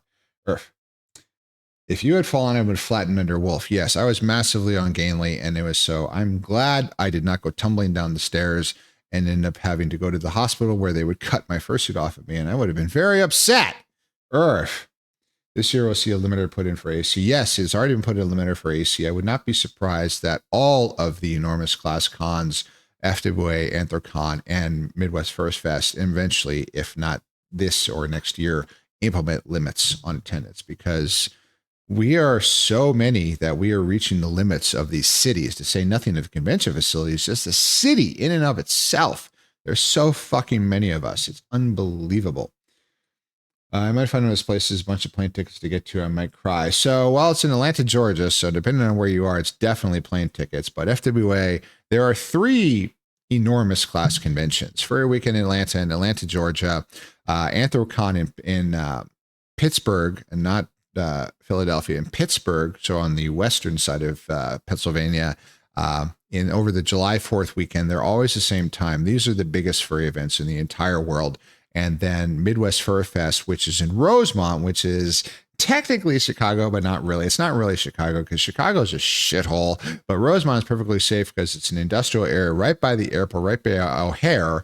And also it's cold in December, which is great for full suiters. Holy fuck, bring on the snow. Earth. Anyway, that is the other one. So those three are by far the biggest. They each vastly outweigh every other con. I have no idea how big Eurofurence is over in Europe, but you're over 10,000 cons. There's not many of them, and there's only three that crack 15, and they're rapidly approaching 20. Earth! Thank you, Eric Levis. Did someone say hair? It's O'Hare. O'Hare. It's Irish tap of the morning. Really O'Hare's. Yeah. So yeah, the O'Hare Airport. I can't remember who O'Hare was. It's got to be some probably a mayor of Chicago back in the day, like LaGuardia was. My wife was always angry with me when I would say that way, but Fiorello LaGuardia. I mean, his name was LaGuardia. I'm not trying to do an affectation. I'm just trying to say it correctly. I don't even know how to say it any other way. I mean, I'm not Italian, certainly, but I can say LaGuardia. I mean, I'm probably fucking it up, but whatever. Earth. So this is the main convention space. This thing was full 24 hours a day from Wednesday morning to there's probably furs there today. It's absolutely, this is the food court is Casual Furry Central. This is furry business. This is the largest furry convention space right here. This is the Ne Plus Ultra of furry convention spaces. This is a spectacular space that goes all the way up. Those elevators are actually kind of scary. I went to a room party on the 46th floor twice, and there are special elevators that go to that class of floors. And there's a sky lobby at 10, so it pauses there and people get on and off, and then it has to gather itself. It's a little kind of scary because you'll be in this elevator and it's glass, so you can see out front, and it kind of drops a couple feet, and then it gathers itself, and then it goes up a little bit, then it drops again, and then it fucking launches. Come on, Paul. Come on, tracking. 1, 2, 3. It just launches. I guess I can't be dramatic. I use the other paw. It accelerates up at a dramatic rate of speed increase. Your ears will pop and everything.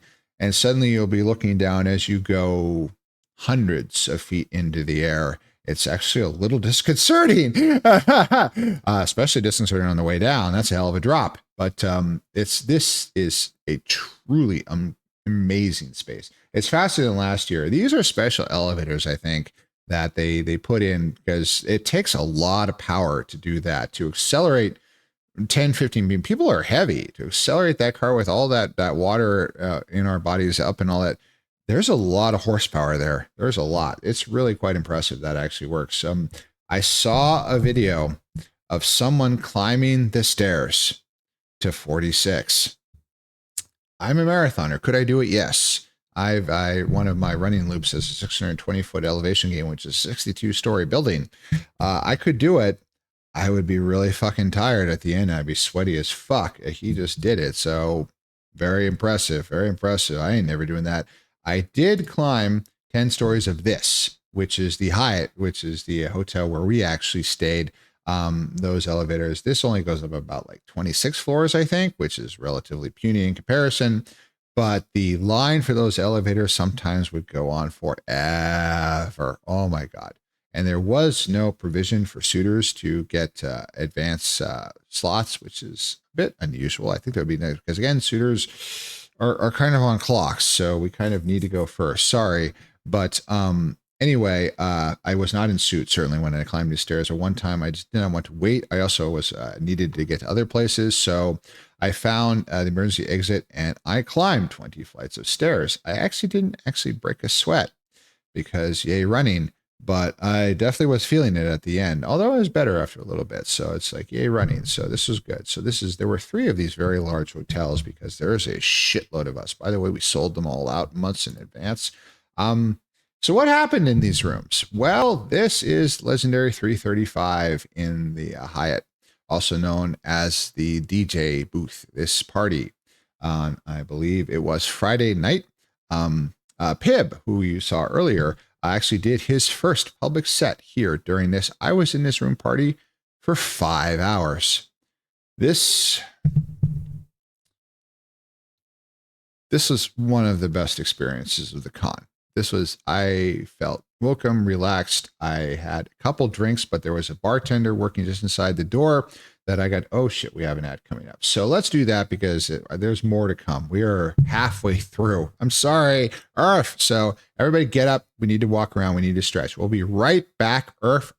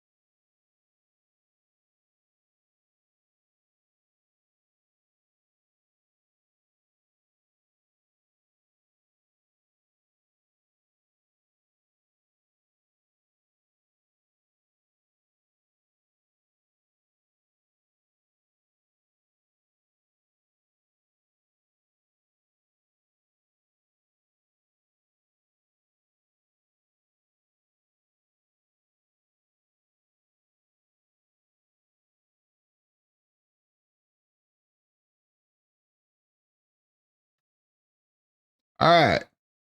We're back. Hi, we're back. Welcome back. So anyway, um, so this So there's more to talk about with this party, but this is one of the best experiences. And there's like the party at last year at AC when I ran into Aiden, where he convinced me to not give up on. I am actually going out. Yes, on streaming, despite the fact that it was down to literally just Bryce after the first couple streams.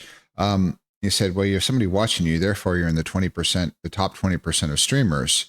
And which flabbergasted me. The concept of streaming to an empty room, I would give up immediately, but I've never ever done that. So I guess I lead a charmed life. I have powerful friends. That's why. Anyway, this party was this year's equivalent, which was a unbelievable space. They had a rotating cast of DJs. I knew most of them. It was so much fun. And so let's just go through a few more photographs. I was there for 5 hours. I had so much fun that night. This is me again in my walking around gear. You can't really see my collar, but I've got my name tag and my jet tags that answer all the questions. I'm a good boy. And me with Shablam, also known as Hypno. Wonderful, wonderful dragon. This Dirk has more fucking energy than I have ever known. He will just not stop. He cannot stop. Holy fuck. I don't know how, but Jesus, he's such a ray of sunshine. We've been talking for months now. He's such, God, the world needs more people like him. Holy shit. I mean, just will not give up, relentlessly positive. I was so happy to see him and give him a hug and dance with him. It was so much fun. So yes, that's the ugly wolf again. I was in my party gear, not the party gear with the fishnet. That's the Moonlight. There are no pictures of that. Those are banned. But this is just a t-shirt and a collar and all that. My tail. No fursuit stuff because it got warm in there, but they did keep the room pretty well regulated. The part about this is headed towards the bedroom part and the bathroom and all that, but is somebody posted two of those posters you notice in the back there above the guy with the collar's head in the middle with the mirror control straight out of VR instances, which was a wonderful touch. I love that so much. They have the mirror controls out of VR. It was great. Ole! I can't speak any fucking Spanish. I'm sorry, Zach A. But anyway, it was so much fun. And then again, more views. I took all these shots myself. This is more sets in later and all that. It seems completely packed, but actually the number of people inside was carefully regulated by our doorman, who bore a scary resemblance to Keanu Reeves as John Wick, and dressed appropriately in all black and trimmed his beard as such. Come on, go away. Beat it. Oh, that's better.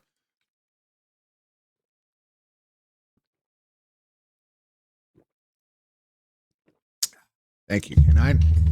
So anyway, it was.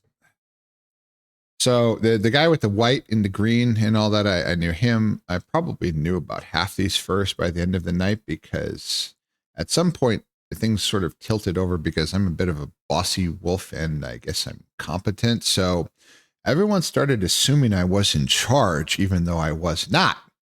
And it kind of happened anyway. So when something would go wrong, and they'd say, Prim, we need Prim. It's like, okay, what's up? Somebody's getting sick. Okay, I'll go in and take care of them another day. I yell outside, hey, I need a cup so he can wash his mouth out. And 5 seconds later, my orders are complied with. It was nice. I felt my greatest fear is to be useless and to be excluded, and I was not. I felt so good. Everybody wanted me to be around. John Wick at the door and all that, when he needed to be spelled, would come to me.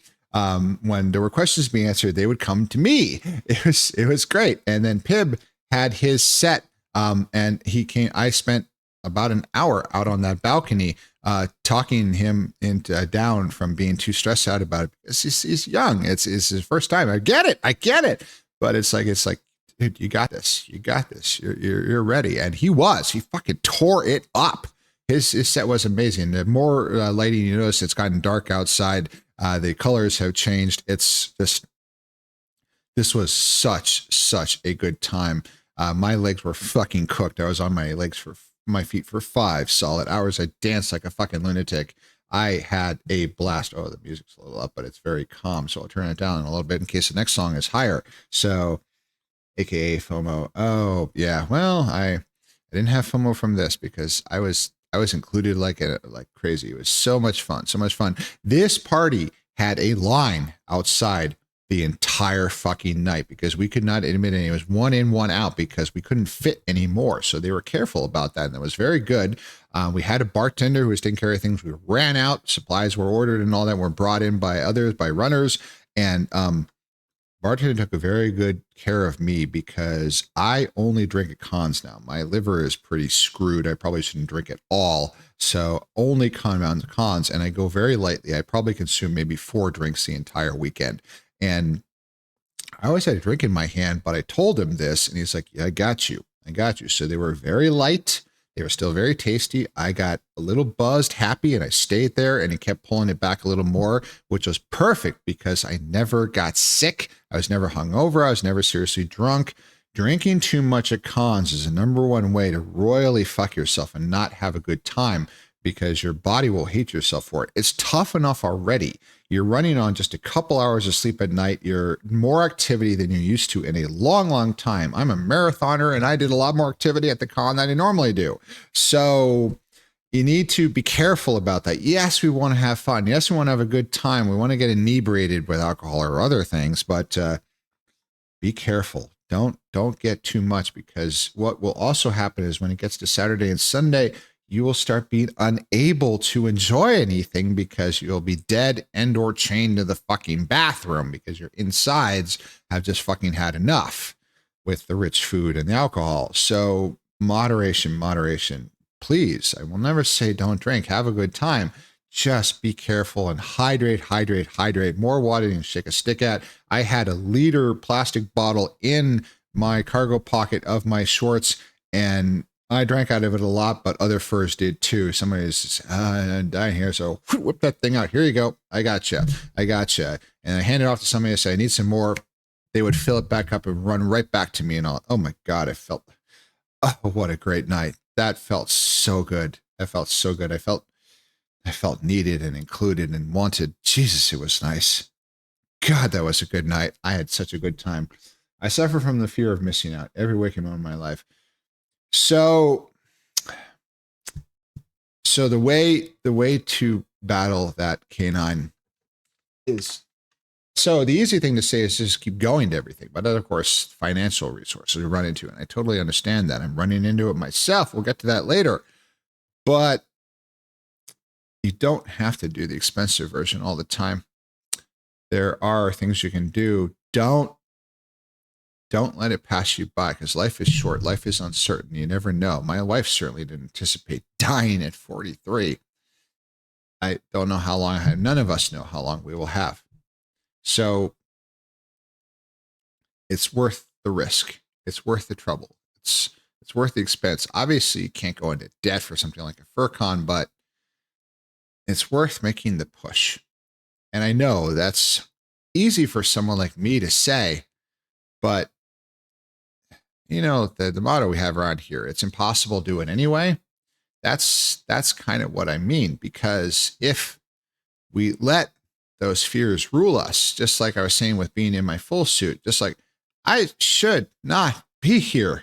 A 50-year-old middle-aged loser, widower, should not be a respected fur in a room party at a FurCon full of 20-year-olds. That should not be happening, but it was. It was.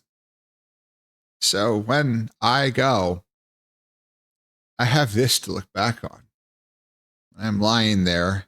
I've been there. I've been in the hospital reviewing my life before. And it's going to happen again.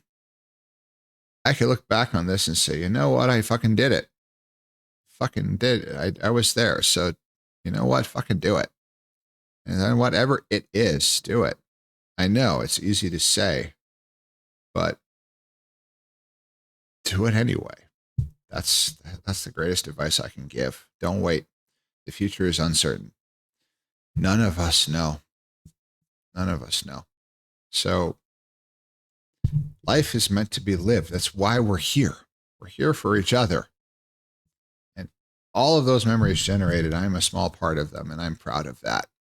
So this is Prim getting ready for his set after I talked to him and got him psyched up, and he fucking murdered it. It was amazing. I danced my ass off. I was next to Shablam. We're just crashing into each other, having a good time. It was, oh my God. It's just, I mean, I wasn't acting like a fucking middle-aged white guy. Fuck no. I was a wolf.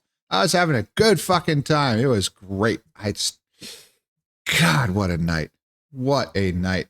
I got educated on what the fuck being a DJ is. I barely fucking knew.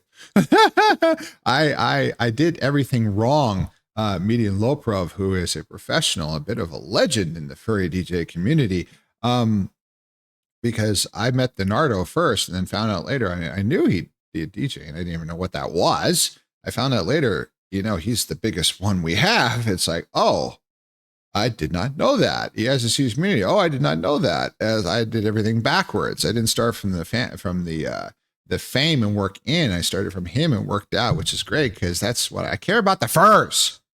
I don't care about the trappings. I don't care about streamers like Cody because they're popular. I care about them because he's a nice dog.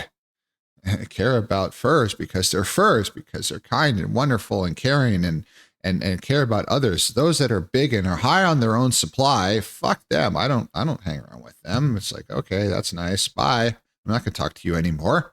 Somebody who's small, someone who's starting, someone who's genuine, someone who cares, someone who wants to give something to others to make them feel good for a little while, give them a good experience. Yeah, that's my first. That's who I'll talk to. That's who I'll help. That's who I will do. I'll move mountains in my own little way to try and make things better for, like this wonderful ferret. So yeah, jeez, what a great night. So there were much larger events. There were more than 100 official DJs lined up on multiple stages, many times at the same time. We were spoiled for spectacular musical performances here. I went to not all of them, certainly. It's impossible, but I went to a lot of them.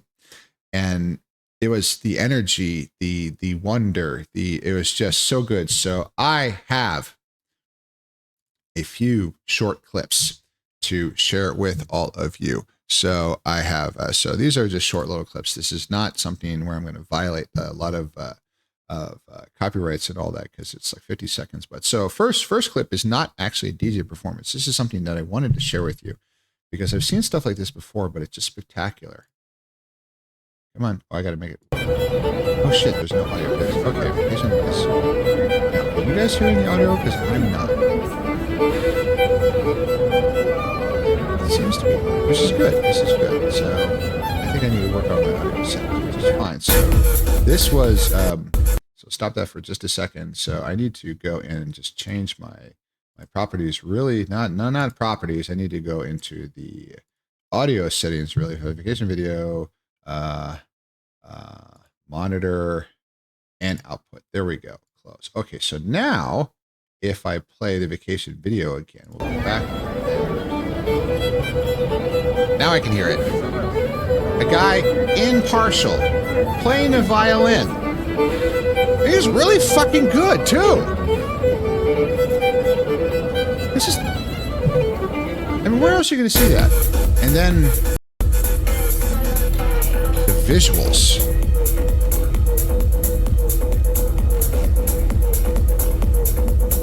Just unbelievable. And then this.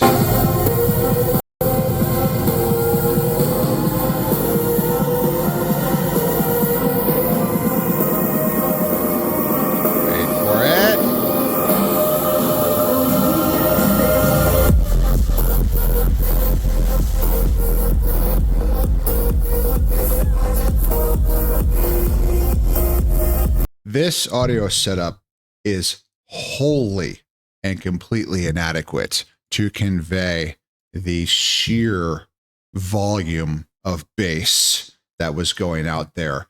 Everything shook, not your body, all of your organs individually. It was unbelievable.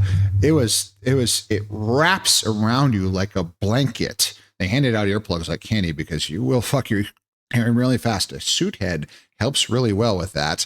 But the power of these setups, it's a furry rave. Love, there were hundreds of furry raves. Some of the best raves on this earth are found at FurCons. Furries bring it hard. We have spectacular $1 million audio setups that they set up. I know a fur who has done the audio setup for New Year's Eve in New York City. He was in charge of the audio behind the scenes for that, on the control boards for all the performers for fucking New Year's Eve in New York, the biggest event on this earth. So there are furries. Yes, cheese. Cheese is a wonderful fox. Exists on coffee and electricity. I worry a little, but yeah, I love him to death. Anyway, the power of these performances is difficult to describe. The volume and the energy and just how spectacularly wonderful it is to dance to all of this and to be with everybody and to, because I talked about this before, being in suit, that we want to be something else. We want to have everything go away. Everything fucking goes away here. It's just, you're here with 1,000 other furs, and especially at the moonlight, wearing not that much at all. If it's not leather or fishnet or just nothing at all, wearing my suit head, getting shaken to my very core by spectacular audio by someone I know. I watched Slop set. I fucking danced the whole time with my head on. I almost fell over because I had to finally pull my head off because otherwise I was going to pass out. I had such an unbelievable time. It was one of the best experiences of my entire life. These raves, these DJ sets, these are world class configurations. That one set that I showed those clips of, with that DJ Goofy with lighting by Axel and the visuals by Value Factor, who is a legend in the VR DJing community. All together, I was told I needed to go to this, and I'm glad that they did, because this was probably one of the best produced shows that they've ever had at any FurCon anywhere. It was something else. You gotta see this stuff. It's absolutely fucking incredible. So many different genres, years ago. What's the next one? Oops. No. Oops. That's the wrong thing. Years ago,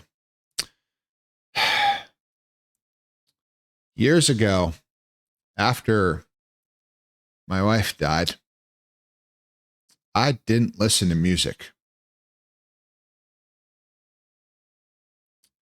I had lost any desire to listen to anything for years.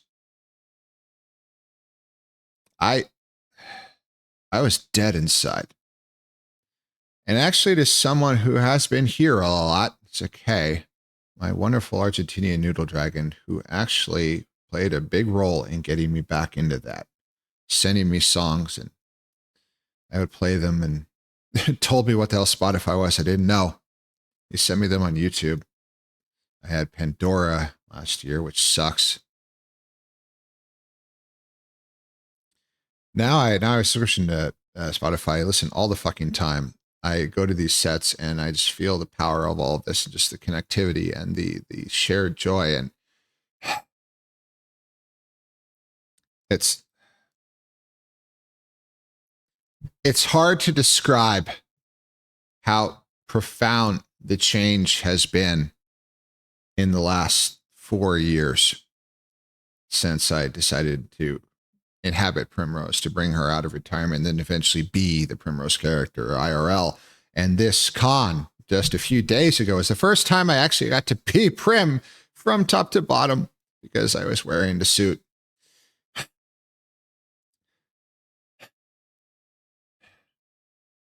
I would be dead now if it wasn't for this. So these performances, this energy means a lot to me. Is that guy? Oh, yes, he is. Yeah, some of these furs, woo! Fucking hell, they're built. Wow. Yeah. Oh, boy. Wow. Yep. That's amazing. Cheese is actually a fox, but he is, yeah, at least he was last I heard. But this means a lot. And the fact that I actually know a lot of the furry DJ community now, even though I'm a nobody, but they hang out, they hug me, they always have dinner, they have food with me, they invite me to their rooms. That's another community I have no part being in. I was sitting there on, was it Sunday or Sunday? Yeah, after Lop's show on Saturday at the Moonlight, which unfortunately I cannot show because any recording at the Moonlight is banned because, oh boy, people are in interesting stuff. Oh boy, you got a real education on kink gear at that place. Holy shit. All sitting together, and there's like 15 of us at the table, and I looked around and said, geez, am I the only one here who's not a DJ? And like 4 people immediately said, yet. What? It's like, I don't know what the fuck I'm doing. It says, all right, we'll teach you. It's like, huh? What? It was, oh, you haven't heard about the moonlight. So we're big lines. We'll talk about that later. So FWA, Furry Weekend Atlanta, is legendary for their Saturday night event known as the Moonlight Festival.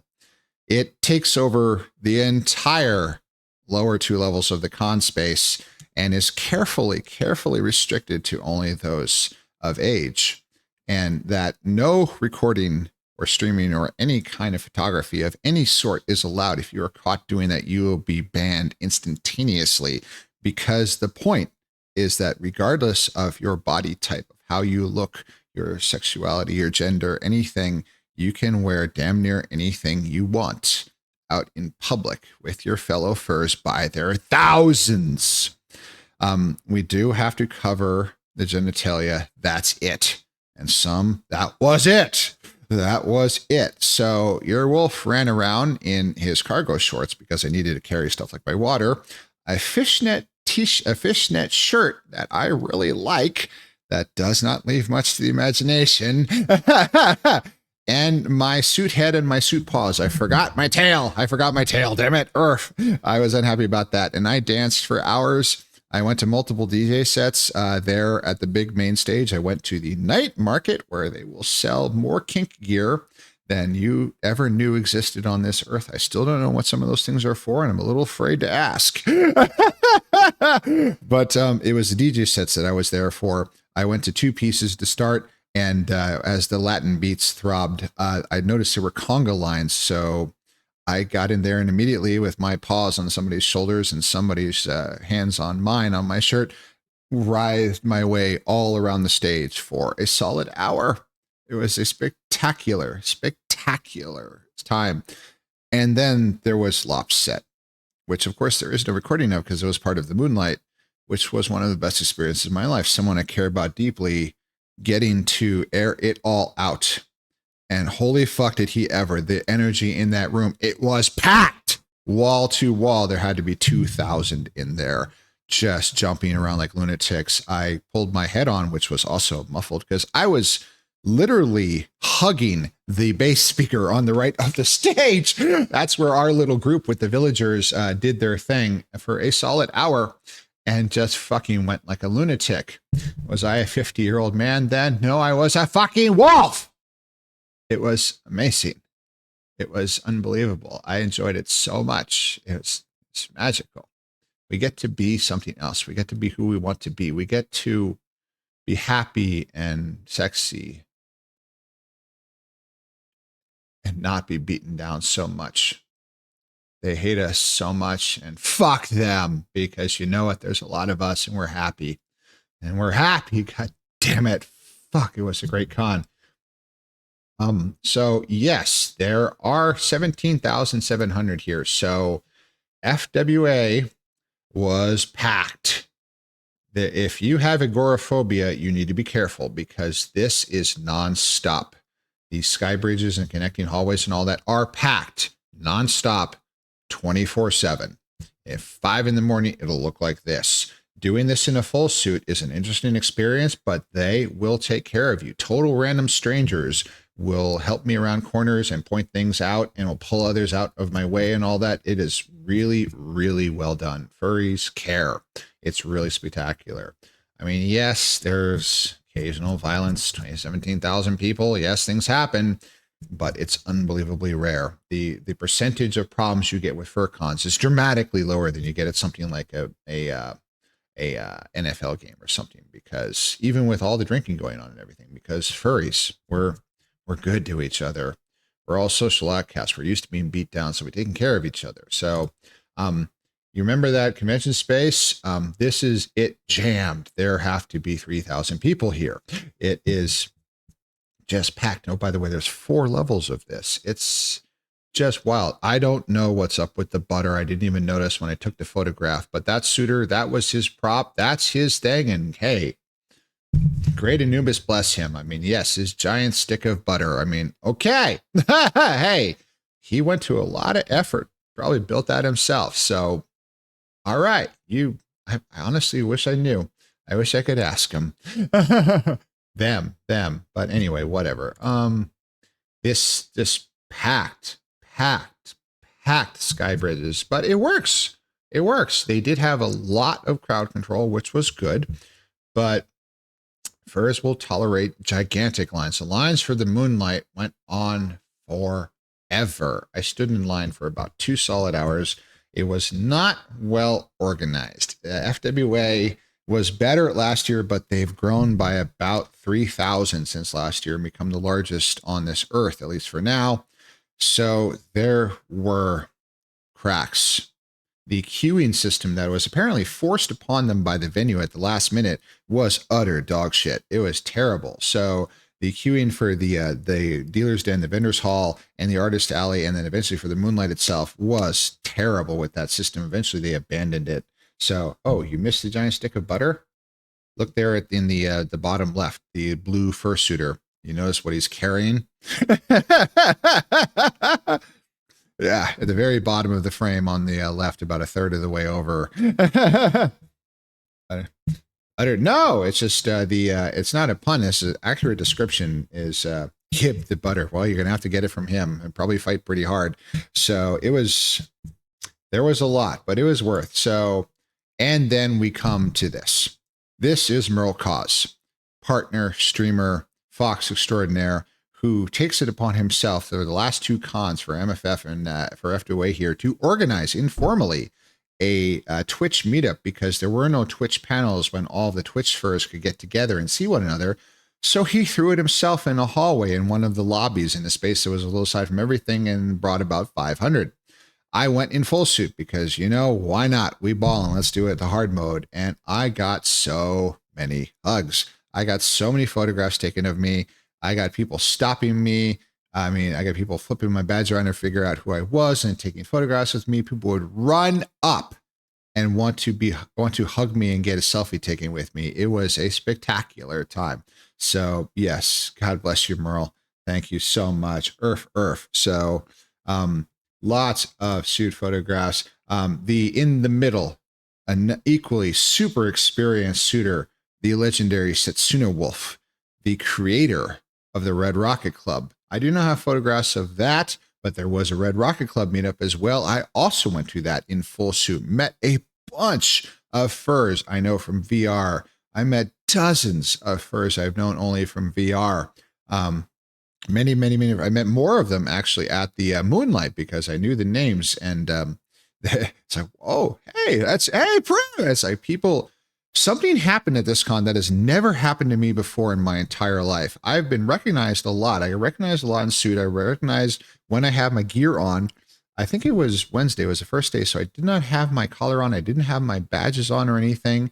I was recognized by someone who had never seen me before by my face alone. I don't know how.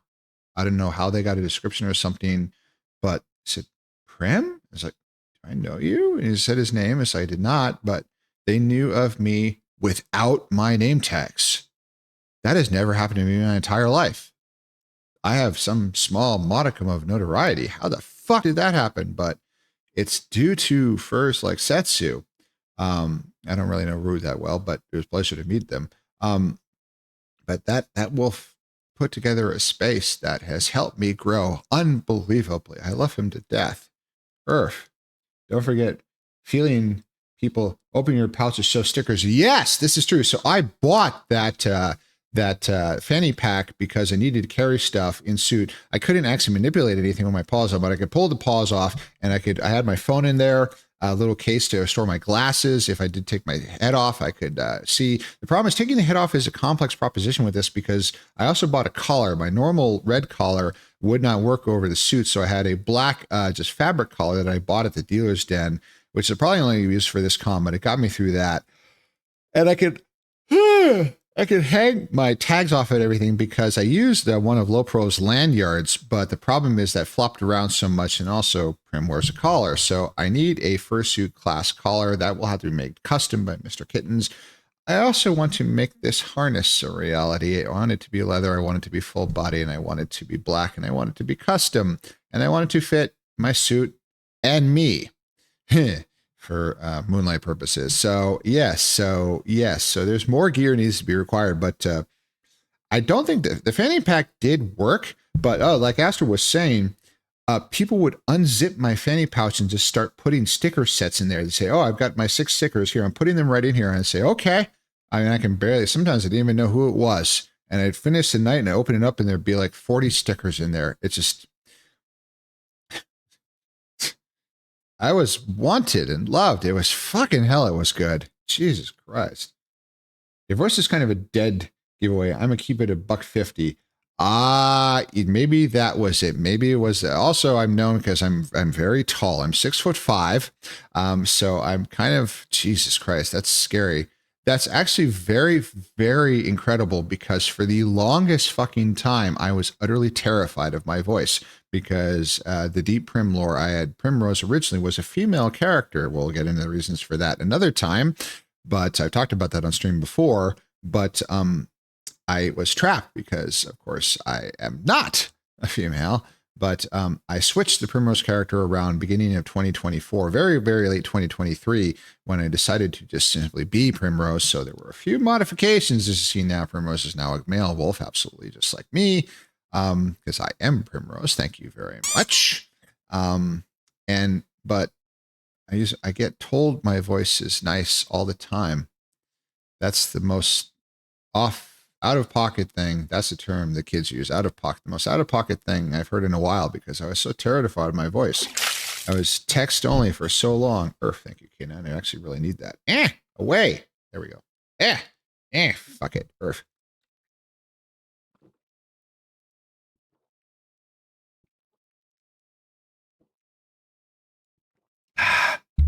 Thank you, K9. I actually really needed that. Sit up. So it's so good. I get to actually be the wolf and all that. I'm gonna look into getting like some leg pouches. I don't have a huge tail, so I can't wear tail bags, which is the ultimate furry carrying system. But like something like your Han Solo leg pouch and all that, that would be pretty cool. And it would stay hydrated or else. Yeah, hydrate or dihydrate, exactly. So I'm not following my own advice. I yell at furs all the time to drink water. So if this was a great meetup, the Red Rocket meetup was good. And as they said, Setsu took it upon himself to be my handler, and said, "Oh, we're changing instances." Prim walked me out up a level to the VR chat meetup. That reminds me, I've got to get that photograph if it's not here already. And it's a big photograph. Holy shit.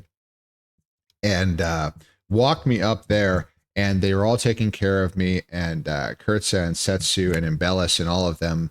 And just, I was the center of attention. I was having the time of my life. It was amazing. Wandered all around. People was, Brad, yes. I apparently give very good fursuit hugs because I squeeze. I'm a power lifter. I'm a marathoner. I'm pretty fucking strong. So you get hugged by the wolf, you're gonna feel it. And the people said it was great. Only a couple said, "Whoa, lay off." I did. I'm a good boy. But everyone's like, I'm soft, I'm warm. Oh, I'm everybody's space heater too. If you are cold, I got you. I just radiate. Apparently you can feel it from like a couple feet away. I just radiate heat. Uppies, yes, I can do uppies. It's a little harder in suit. I had people lifting me in suit, which is a spectacular feeling. I enjoyed that. I don't weigh too much. I'm only about 220 now, but I'm pretty strong, so I could probably lift someone that weighs more than I do. So yeah, it's not like I run around trying to give everybody uppies, but if they want the uppies, sure, I'll give them uppies. I could probably give a pretty big furry uppies. So yeah, it's fun, but it's the hug. It's the affection, the connection. Somebody wants to bury their head in my chest fur and be wrapped around by a literal fucking furry IRL, because that fur is awful fucking realistic feeling. I got you, and I will hug you as long as you want. And it's like, you want to be hugged by an anthropomorphic wolf for real? I got you, because that's what I am. Who in the world could lift your tall ass? Actually, I am not that heavy. There quite a few furries can lift me quite easily because, again, as I say, I don't weigh much more than 200 pounds now, so it's possible. A little ungainly, but that's fine. But yeah, it's not like I'm super heavy, so it's fine. And then uh, Sebastian, the water dragon, who everybody calls a newt, and he has his baguette that everybody calls. I call it a breadstick, and then he bonks me over the head with it. And then he realized at MFF last year, no, AC last year, when he did that, when I didn't have my suit, that he didn't want to bonk me anymore because I liked it. So he was here, so I got to play. Here he is, a little nonplussed because I am stealing his baguette at the time. So it's like, wait, what are you doing? It's like, I'm stealing your baguette. I didn't actually take it away, but for the picture, I started to steal the baguette. A wonderful suitor is, everybody develops a personality. You get to, one of the things you do when you suit like you do when you stream is you take your personality and you dial it up to 10. Cody taught me this a long time ago, that it's just him only turned up all the way. And that's what I try to do when I'm Prim. It's what I'm trying to do now. I'm pretty loud and boisterous and don't have a lot of social anxiety normally, but I'm definitely turned up a lot now because it's a performance, but also it's me, unfiltered. It's great. It's great. It's so nice. People say unfiltered because they want to be assholes. It's unfiltered because we want to be happy. We want to be nice. We want to be lovable. We want to be sexy. I mean, it's great. It's great. Finally accomplished something. I missed Chenpai at Las Vegas FurCon, and we were both in tears. Well, we managed to rectify that here. So I do have photographs with the lovely, lovely Chenpai. So fellow furry runner, has completed a half marathon. I asked him, and he said, I have no interest in doing a full. He called me a huge inspiration and said I was a miracle. I said, no, I'm not going to do what you did. Which is fine, which I mean, hey, he did it. Congratulations, love. I have much respect there. Well done. Well done. A half is no joke. This Baron Dragon, these two I had never met before in my life. They really wanted pictures in my suit, and then they sent them to me. These are not the only furs who wanted pictures of me in suit, and some of them did send them to me. Maybe they'll show up on Fur Trek. That would be great. It's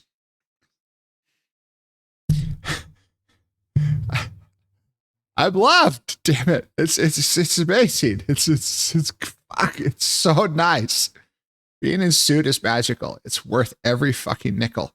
It's better than I could have possibly imagined. It was so good. It was so good. So yes, there was a little drinking. This is Marco Dingo's birthday celebration. His actual birthday was Monday, but we had it on Sunday with a bunch of furs I knew.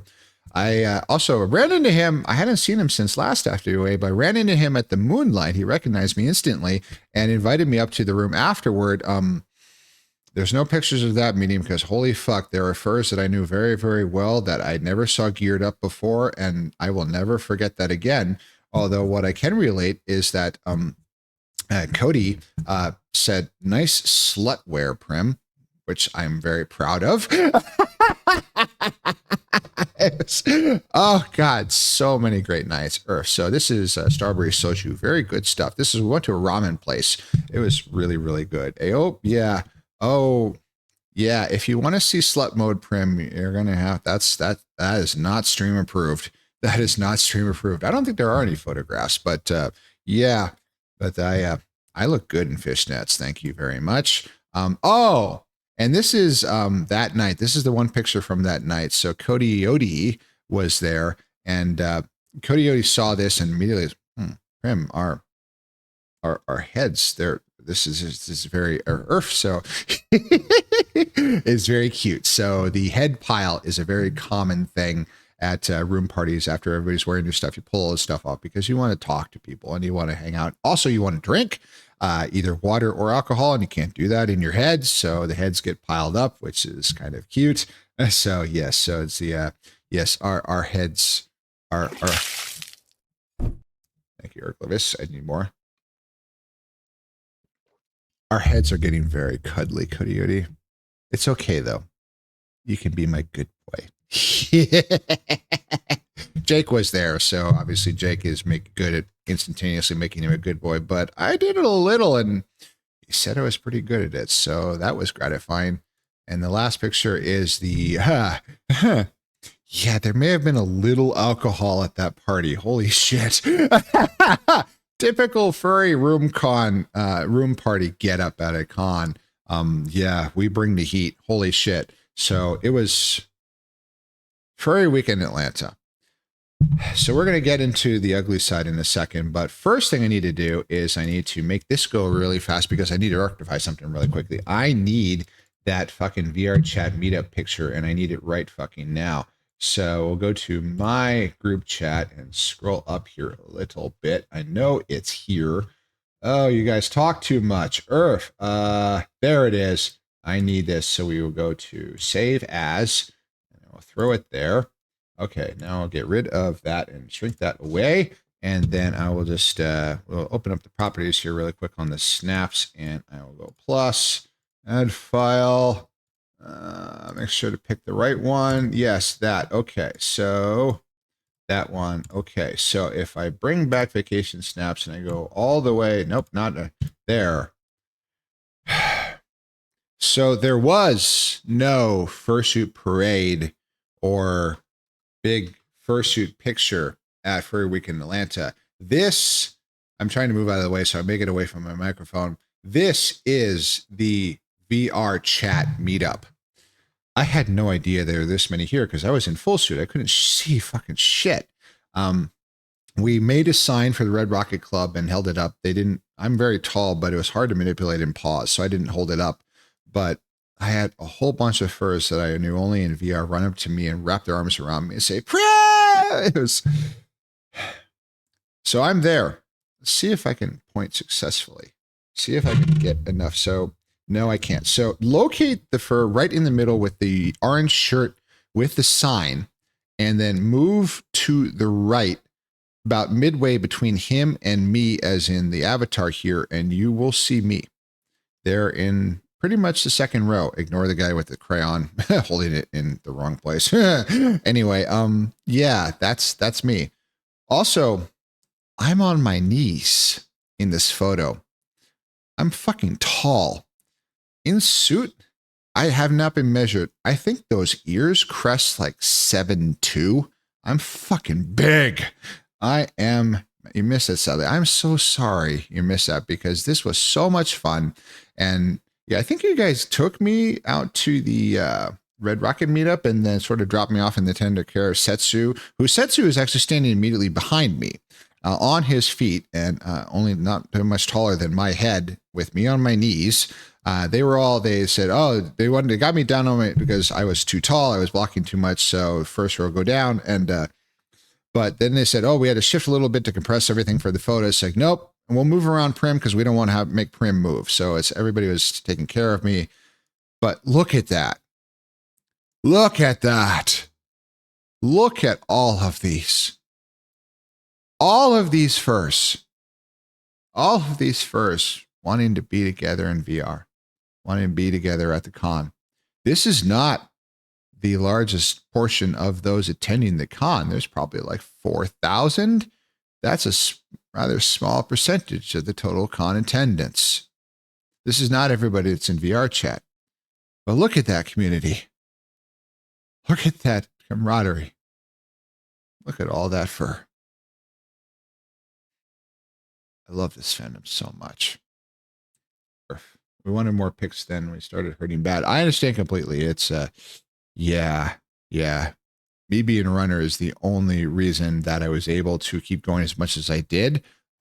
Setsu was proud of me for being able to pull 2.5 hours off without proper heat gear as a brand new suitor. So I think I did pretty good. So I'm pretty good for a first time. Getting it back was not easy. I did manage to make all 3 flights, escorted Jack back to Detroit, dropped him off, switched airlines, claimed my bag, my giant Pelican case, which ended up in the oversized bag claim. I didn't know that was a thing. And they got pissy about checking it back in on American, but he just said, I'll give you a warning. I'm like, whatever, I got to get to my fucking gate. I didn't say that to him. That's what I was thinking.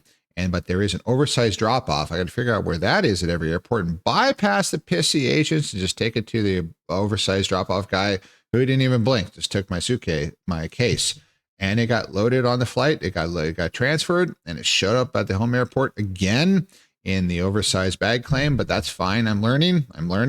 But the Pelican case was successful. Supper's ready to be right back. You're making enough for the class. I'm kind of hungry. So it worked really well. It's definitely my days of non-revving to cons, as long as I'm suiting, are over, because checking something, especially something that large, non-revving, is unbelievably dangerous and difficult. So I will be purchasing tickets, which increases the cost of cons. And this leads me to the last.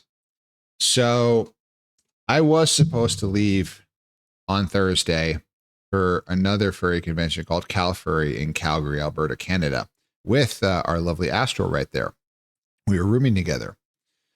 I was supposed to leave at 5 a.m. the day after tomorrow. After getting back from this, as I sit here, am exhausted. I was exhausted when I showed up at Anthrocon. When I did that incredibly difficult getting out there, I was dead. I've been exhausted for more than a year. I run marathons. I train 6 days a week. I swim. I have swum a total of more than 5 cumulative miles. When I do my 45-minute swims for cross training, I swim 2,000 yards. I've been told that it's rather rare that anyone can do that at all. I did that on my 4th swim ever. I'm fucking strong. I do powerlifting. I do a lot. I work full time. I stream. I'm in VR almost every night that I'm not streaming. I have a community of my own, which is a crazy thing to say. And I can't do it all. So 2 years ago, I talked to Codykins. Cody, a very good friend of mine, a fur that I care about very deeply, who has helped me a lot. And I described the dream that I wanted after I figured out that I could just be Primrose IRL and not be a washed up 50-year-old widower. And that I wanted to go to fur cons. I wanted to travel and see places. I wanted to run races, and I wanted to fly and visit furs directly, which I've done a lot, about 8 times in the last year or so. And he described that as being a professional furry. And that's what I wanted to do after I retired, which is actually relatively close for me. Well, I tried to do it without the retirement part because shit's expensive, yo. So having that income is kind of good. Can't really do that.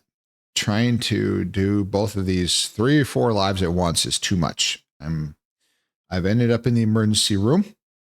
I've injured myself repeatedly. I'm exhausted continuously. I average about 5 hours of sleep.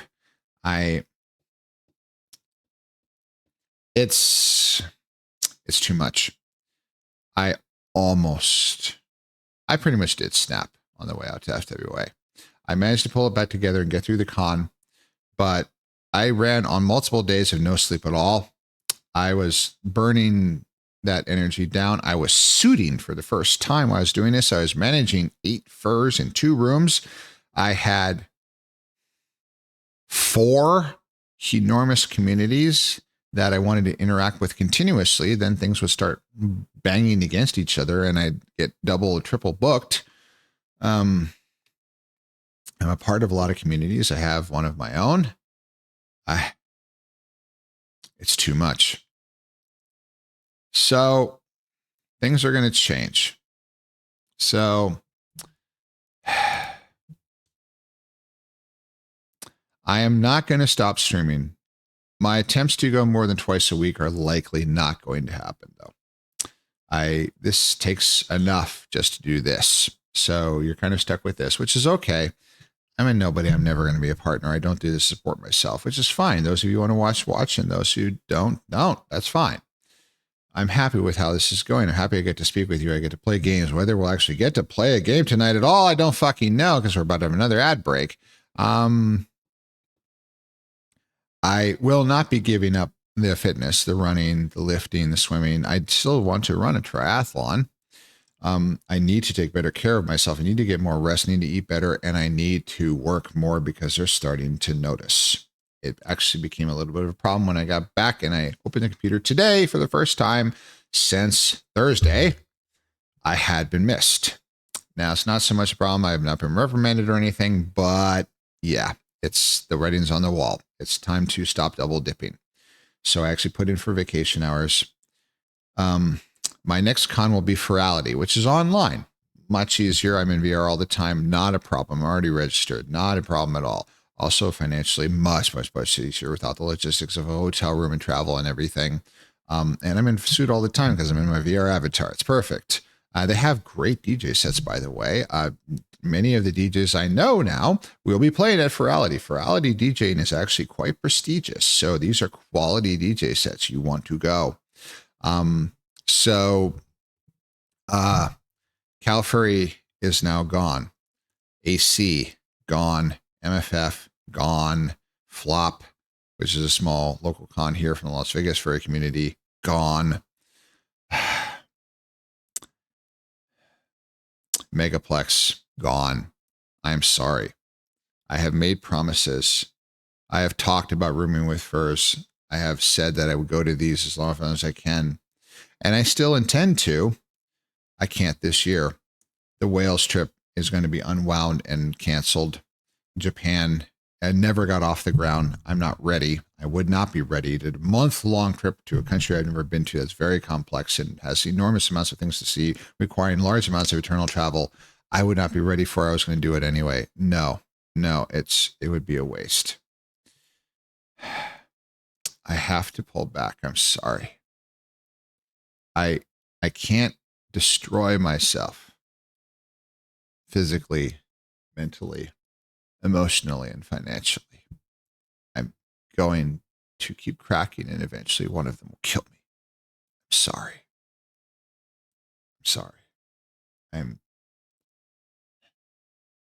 The thing I hate most in this world is to overpromise and underdeliver, and here I am. I try really, really, really, really hard to underpromise and overdeliver. I'm a service wolf. I try to be everything for everyone. I try to help. I've been told that I help more furs in a day than those who try to help others do in a week. I've saved lives. I respect it. It's wonderful. And this fucking hurts. But I have to. Because if I drop, a lot are depending on me. And I can't keep this up. I can't. I'm sorry. Balancing things can be tough, but always take care of yourself. So I knew that it was time because I've been getting yelled at about this for a while. But I'm the mighty Primrose. I'll be fine. I'll just keep going. It's like I do in marathons. It gets tough. You just go harder. Eventually you will break. I have hurt myself running and I have done it here. And if I am the one being destroyed, then I cannot help anybody else. I can still help. And now I do still intend to do the fur trips. And another thing is I need to stop chasing shadows because I want all of those gifts of the fursuit vids and all that. You know what I'm talking about. I can't say it on stream, but you know what I'm talking about. I want them to be me. That did not happen. So much that I wanted to do at a FWA did not happen because I was so destroyed and exhausted, which not only lowered my physical capabilities, but also my mental abilities. So yes, I could do things like dance for 5 hours at a party and that I ended up taking over effectively and go to multiple DJ sets and be out at the moonlight till 4 a.m. and then wake up about 5 hours later and jump up feeling fine and hit right back into it again. I can do that, but there are limits. So I'm disappointed in myself emotionally and physically from this con, and I don't want to do that again. So I also need to stop chasing shadows. So just about any random fur, I'm not a 20-year-old twink. I miss that. It'll never come back. I'll never be hot. Such a waste. So many years. But I do have 7 partners that love me, that want me, really, really, really, really do. I'm going to go see them. I'm going to go be with them. I've been, in many cases, neglecting them because of these crazed pursuits. They've been very tolerant with me, and I need to stop. I had about 5 furs reach out during FWA that I've been talking to a lot. I brought more into my community on the Telegram group chat. This is great. I'm not going to stop that, but that's great. But I'm going to let them come to me. I'm not going to go chasing after the flavor of the month. Try to be the flavor of the month. I'm just going to be me, and I think that's enough. I mean, a lot of furs, they kind of look at me in shock when I say I have that many partners. Oh, it's the ad break. I'm going to put this off. Fuck that. I can do it for once. They look at me, it's like, I'm single. I don't have anybody, and I don't know what to tell them. It's like, I have too many. I have a juggling act. I love so much. How do you do it?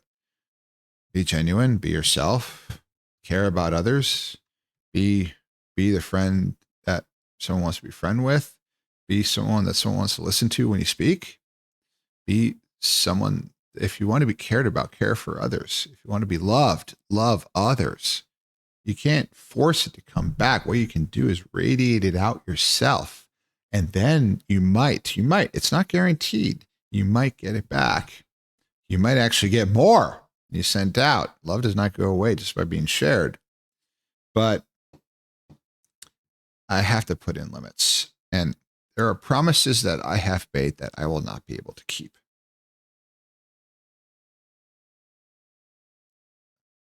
I am sorry. This kills me. I hate this so much. But I can't. I will drop. If I tried to leave on Thursday, it is highly likely that I would end up in the hospital again. And or fired. Perhaps both. I have limits. I have pushed them out unbelievably far, but I do have them. And I need to be careful. And I've been getting yelled at this for a long time, and they're right. If I can inspire other furs to better themselves physically, to do impossible things, to be brave and to be social and to push through anxiety and to work to be their best selves. But if I do not take care of myself, then I will be the example of someone who pushed too hard and like Icarus flew too close to the sun and fell. And that is not a good example. I cannot be a warning. I only want to be an inspiration. I've been a warning enough in my life. We are here for you. Oh.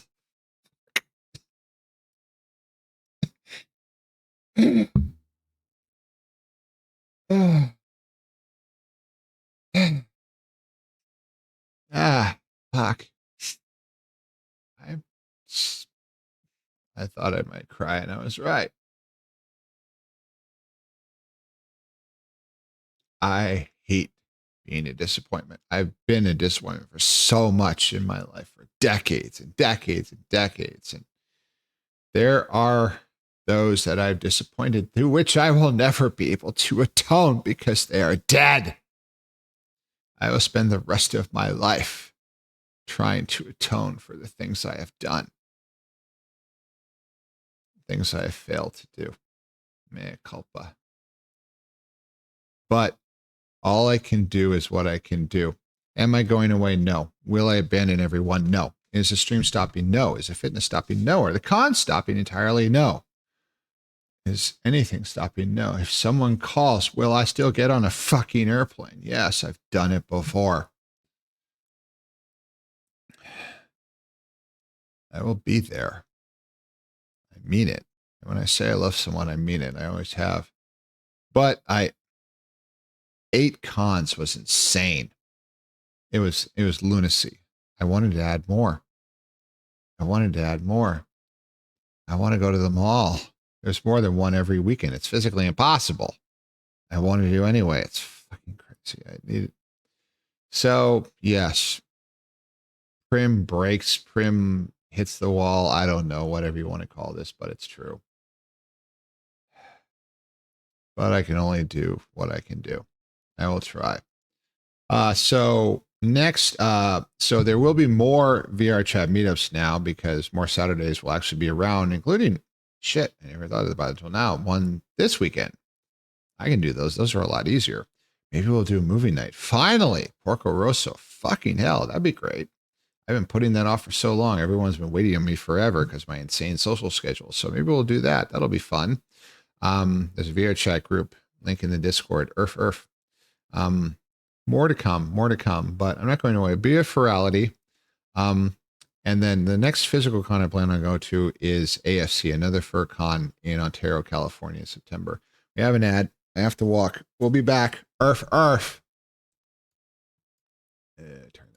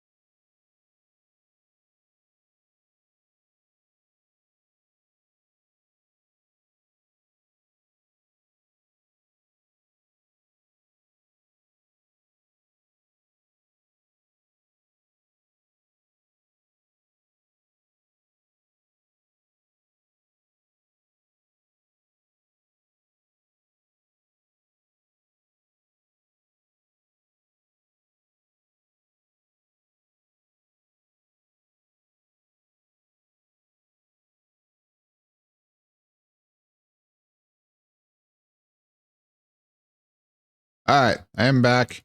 Let's go to this one. We're gonna switch to the game. I'm done. I have no more photos right now, which is good. Let's see here. Oh, Prim, just Prim, you're strong, resilient, fierce, and one hell of an inspiration. Holy shit. Thank you. How do I know this? Because life has thrown you down again and again, but you still got back up and kept going. So know this. There's nothing in this world that can change the past, but your past does not have to define your future. Is there more, or should I react? That's God. That's beautiful. It's like a distillation. Yes, there's more. Okay, I will wait, but it's like it's a distillation. It's like you're saying the distillation of everything that I try to impart to everyone. Because you're right. I've had so much shit go wrong, so much water into that bridge. I've buried two furs that I love more than anything in this world. And I don't want to give up. I don't want to give up. I don't. It's the hardest thing that I can't figure out. One, two, is I can't figure out how to motivate others. I have an impossibly deep well of motivation myself. I honestly, well, I guess it came from switching and being Primrose and deciding not to just be a widower, to just actually just be a wolf, to become this unbelievably powerful character, IRL. I'm a constructed persona from the ground up. I was not like this. It's amazing, but it actually fucking worked. But this endless, scary motivation came with it. I've tried and tried and tried. I've been asked by others to motivate them. So I reached out every single day. I tried to give them good messages and tips and keep them accountable. And it always fails because in the end, they have to take every step themselves. Hope is a ladder, but you still have to climb. I can show you the way, but I can't climb for you. I wish I could, but I can't. I can't. I can't. I can't. I can't. I wish I could take everyone's pain. It would kill me, but I do it anyway. I wish I could feel the grief for everyone. Oh, yes, it's done. I'm an idiot. I wish I could. I'm reacting anyway. It's fine. I wish I could. Those who are grieving who've lost their partners that I try to counsel, I wish I could take it from them and spare it to them, but I can't. I wish I could. I can't. All I can do is show that it's possible.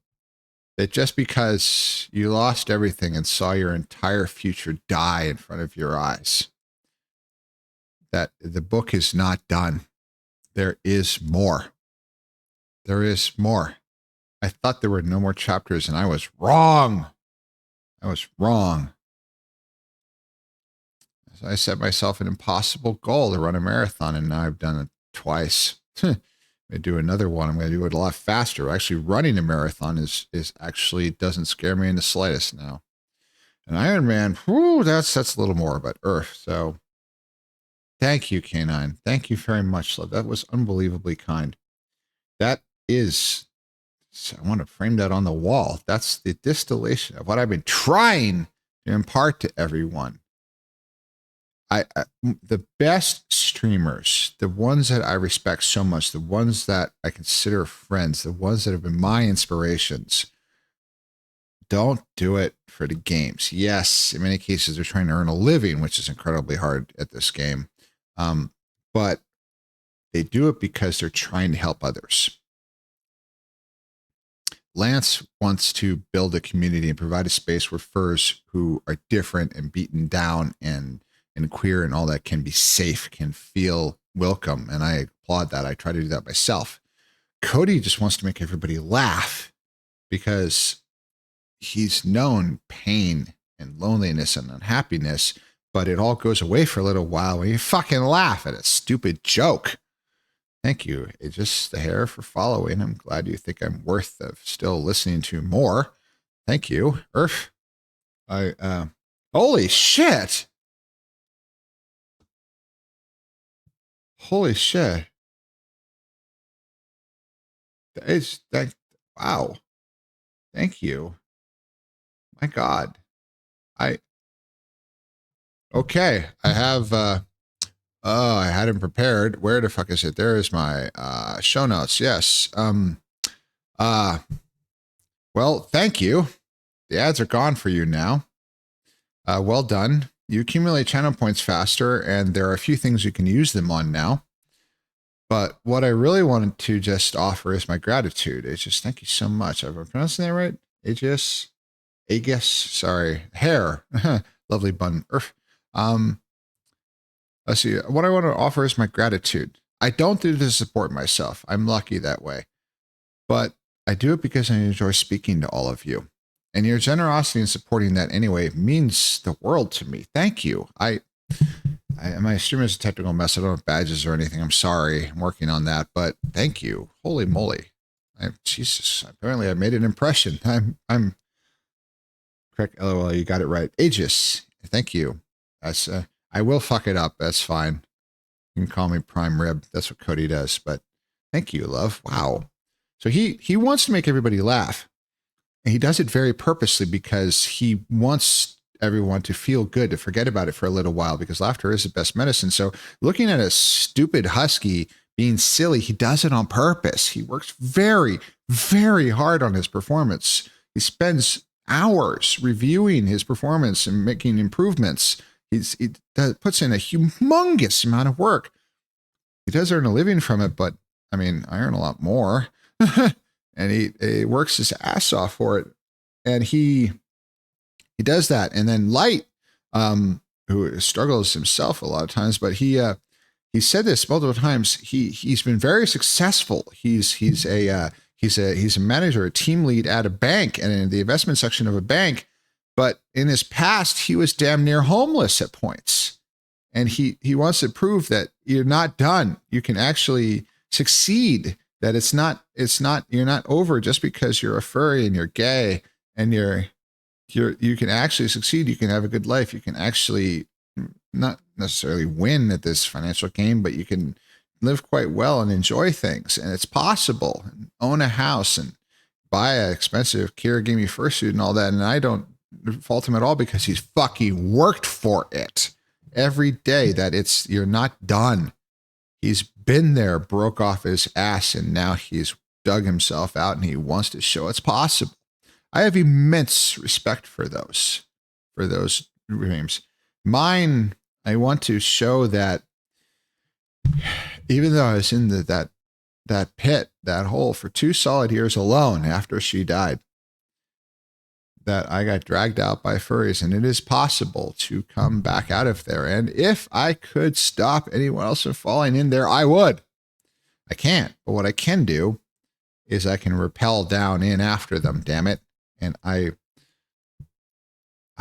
damn near wish to. And wow, this is not really appropriate. Hello, Earth. This is a lovely song, but there we go. Something a little more somber. But anyway, thank you. Jesus Christ. It is not the reaction I expected to telling that I have to fail at so many promises I've made. So thank you, Earth. Yeah. I am bent but not broken. I am scarred but not disfigured. I am sad but not hopeless. I am tired but not powerless. So true, love. So true. Canine, thank you. I mean, geez, if I recall correctly, at some point I actually scolded you for something for a very common cliche. And here you are, not just abandoning me and just calling me a fucking idiot and running away, but you're here all the time and you're a pillar of the stream. Thank you. Jesus Christ. Thank you. Thank you. Hun will help. We will all help you because you have helped us all. I love you so much.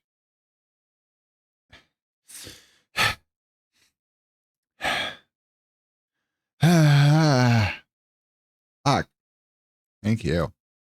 So yeah, still going to be here. Still going to be here. Just not quite expending the money in myself quite so dramatically fast. Holy fuck, I'm out a lot. I'll be okay. I need a little time to recover. Recovery is important. My coach yells at me for not sleeping enough. So my watch every morning, this very sophisticated Garmin smartwatch I wear for running. I wear it 24 hours a day except for showers. But It measures my sleep and it knows how active I've been and my training schedule and everything. So it gives me a 1 to 100 indication on training readiness. The highest I ever saw was about 80. Typically it's in like the 30s. And it's pretty fucking poor. I've run on a 1. I've run on a nat 1 when I should not have even gotten out of bed, much less pull on my stuff, go out and run 5 miles. I've done it multiple times. I am that strong. Is that good? No. Can I keep doing that? No. Is that laudable and worthy? No. I will destroy myself. And if I destroy myself, then I will not be able to help anyone. I will end up back in that hospital. I was so scared. Earth. Prim, I promise you on my life, if you ever feel low, you'll always have us. Fuck.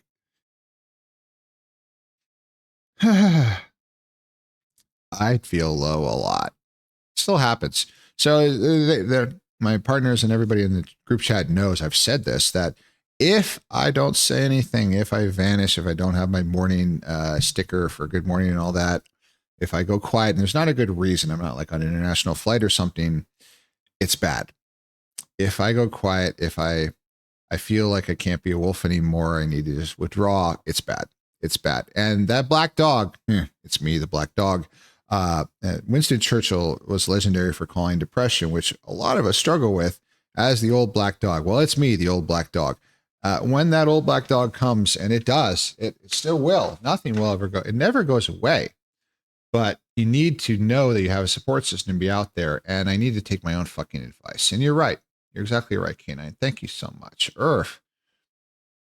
No more pushing yourself. Me and Riser kept poking the wolf on the last day. Well, we had the wolf booming at us about stress. We listened to all of it. I kind of snapped. I'm sorry. I hate yelling. I'm sorry. You're all under so much stress yourselves. No difficulties with employment and money, and here I am.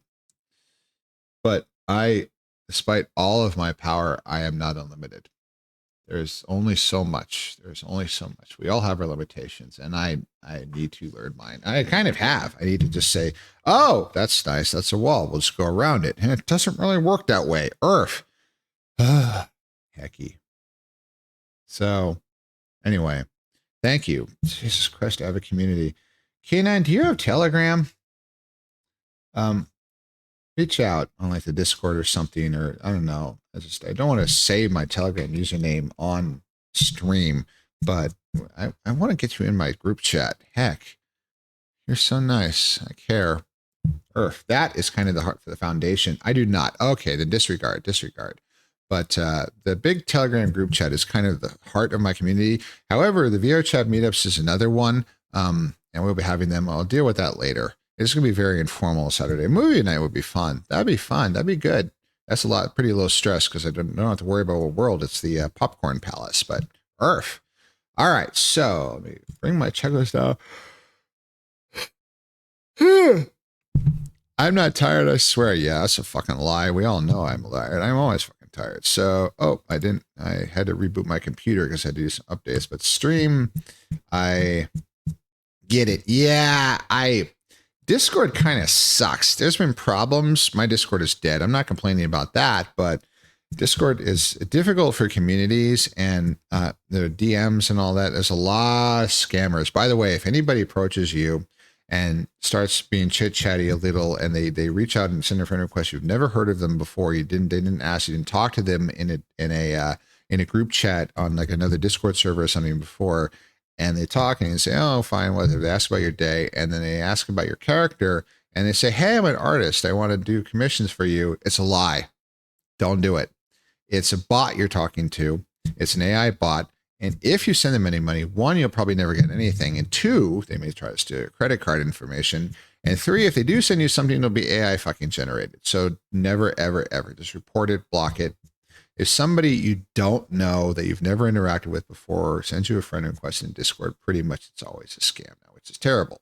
Telegram is not perfect, but it's considerably better. Oh, and Telegram has the ultimate thing for furries. Stickers. Oh my God. Stickers are the best thing ever because there are hundreds of furry sticker packs that cover the gambit from cute and cuddly to, oh my God, the most NSFW stuff you could possibly imagine. So you can express yourself. A picture speaks 1,000 words, and we got a shitload of pictures for you, love. So yeah, if you can, I recommend Telegram. Really, really big. I'm in. Oh yeah, yeah, and it's free. Telegram, it's fucking awesome. It's great. It's really, really. I highly recommend it. I really, really do. I've converted more than one furs. A K actually had to get yes. The stickers are fucking amazing. I actually have a small sticker set of my own. The emotes that are here in this Twitch chat are a subset because I can't use the spicy ones of my sticker set. I will be getting a lot more. I need to order that. So one of the things I need to stop spending money on air travel and all that for con so much. I needed to buy a few things like a new mattress, but I need to buy a whole shitload of stickers because I want my own set, Black Wolf. So yes, so their stickers are the bomb. And the best thing about stickers is you don't have to buy them. If somebody sends you a sticker as part of a pack, either from 1 to sometimes almost 100 stickers, all related to usually a character for furry stickers, you can just use them. You can just select and becomes part of your repertoire. You can use it as your, and everybody's, when they get stickers and they send them out in the world, they know everyone's going to use them. And that's the point. There's no ownership or restrictions or anything. You can use somebody else's character sticker as your own. You're not that character, but it's like, oh, this action, this character doing, that's what I'm doing. I have dozens and dozens of packs. You accumulate them very, very fast. It's the bomb. And there's lots of group chats. There was a group chat. There was Lops community group chat for the con. There's Setsuna's chat. There was the group chat for the con in the Rocket group chat, which is enormous. There are 4 or 5 very, very active image chats that I'm in. You want just about any predilection for furry images, we got you. They will flood you with images nonstop, 7 days a week in Telegram. So I had about 5 group chats in Telegram I was trying to monitor while doing all that other stuff at the same time. So yeah, your wolf was a busy boy at FWA. It was, it's the bomb. It's great. You can actually, you can actually easily get overwhelmed, but it's great. It's great. Okay. All right. So, yeah, dice set. There it is.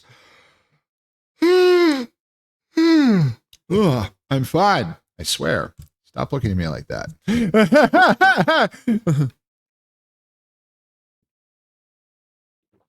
Yeah. I mean, hell, send me a Twitch DM. That's fine. I've been exhausted for more than a year. And I'm 50. Never say die, right? Or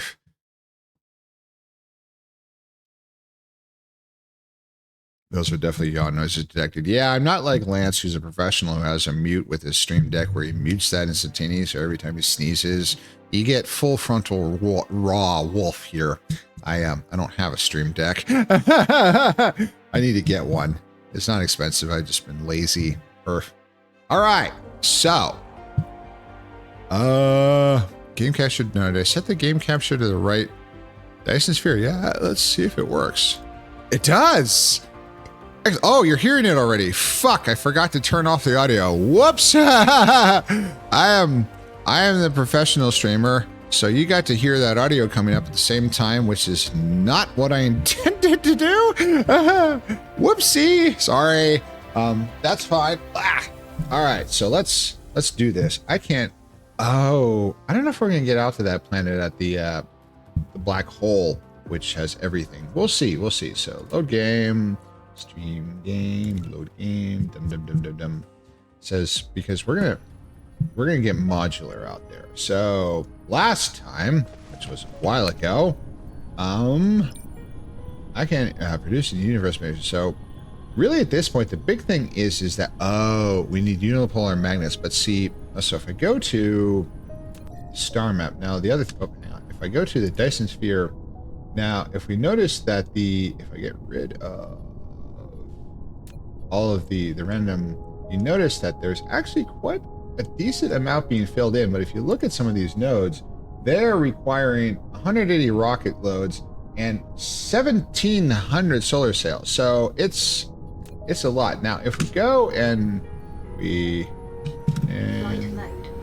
launch ourselves, up. Where's the star? Where's it? There it is. Wow.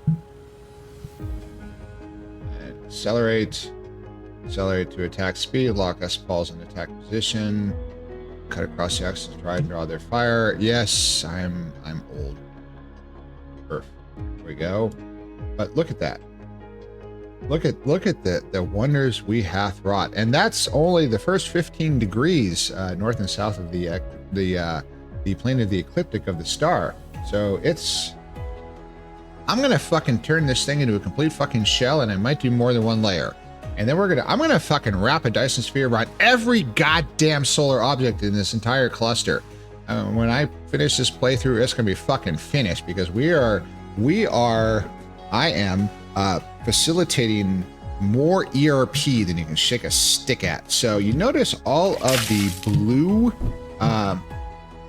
solar sails, those are all of those ones that are blue are collating themselves and gathering themselves in order to go into these nodes in order to become part of the actual Dyson shell. And the best part about that is, unlike all the rest of the other 50,000 or so that are in orbit, there it is.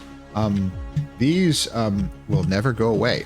They do not have, because of the rigid foundation, they do not have to worry about actually disappearing and having the timeout. So yes, we have many things, wonders in progress, but what we are starting to run out of resources on Lambda Messier system in general. And we have a logistics system. You can see them coming in from not only other planets, but from other stars. But it's time to swing for the fences, because way out there, let's go back to the planet. I can look at the star map here. Why is the Hydra not going off? I don't know. I'll do it anyway. Oh, I did, and I even heard Robin Williams, and I didn't fucking listen. I will drink as soon as I land, because it's trying to. A planet is remarkably easy to miss. Slow. There we go. Well, we kind of landed in the tower, but it's okay. We're good. So anyway. So we're doing good. We're doing good here on Lambda Messier 2 in the Lambda Messier system. That is no more.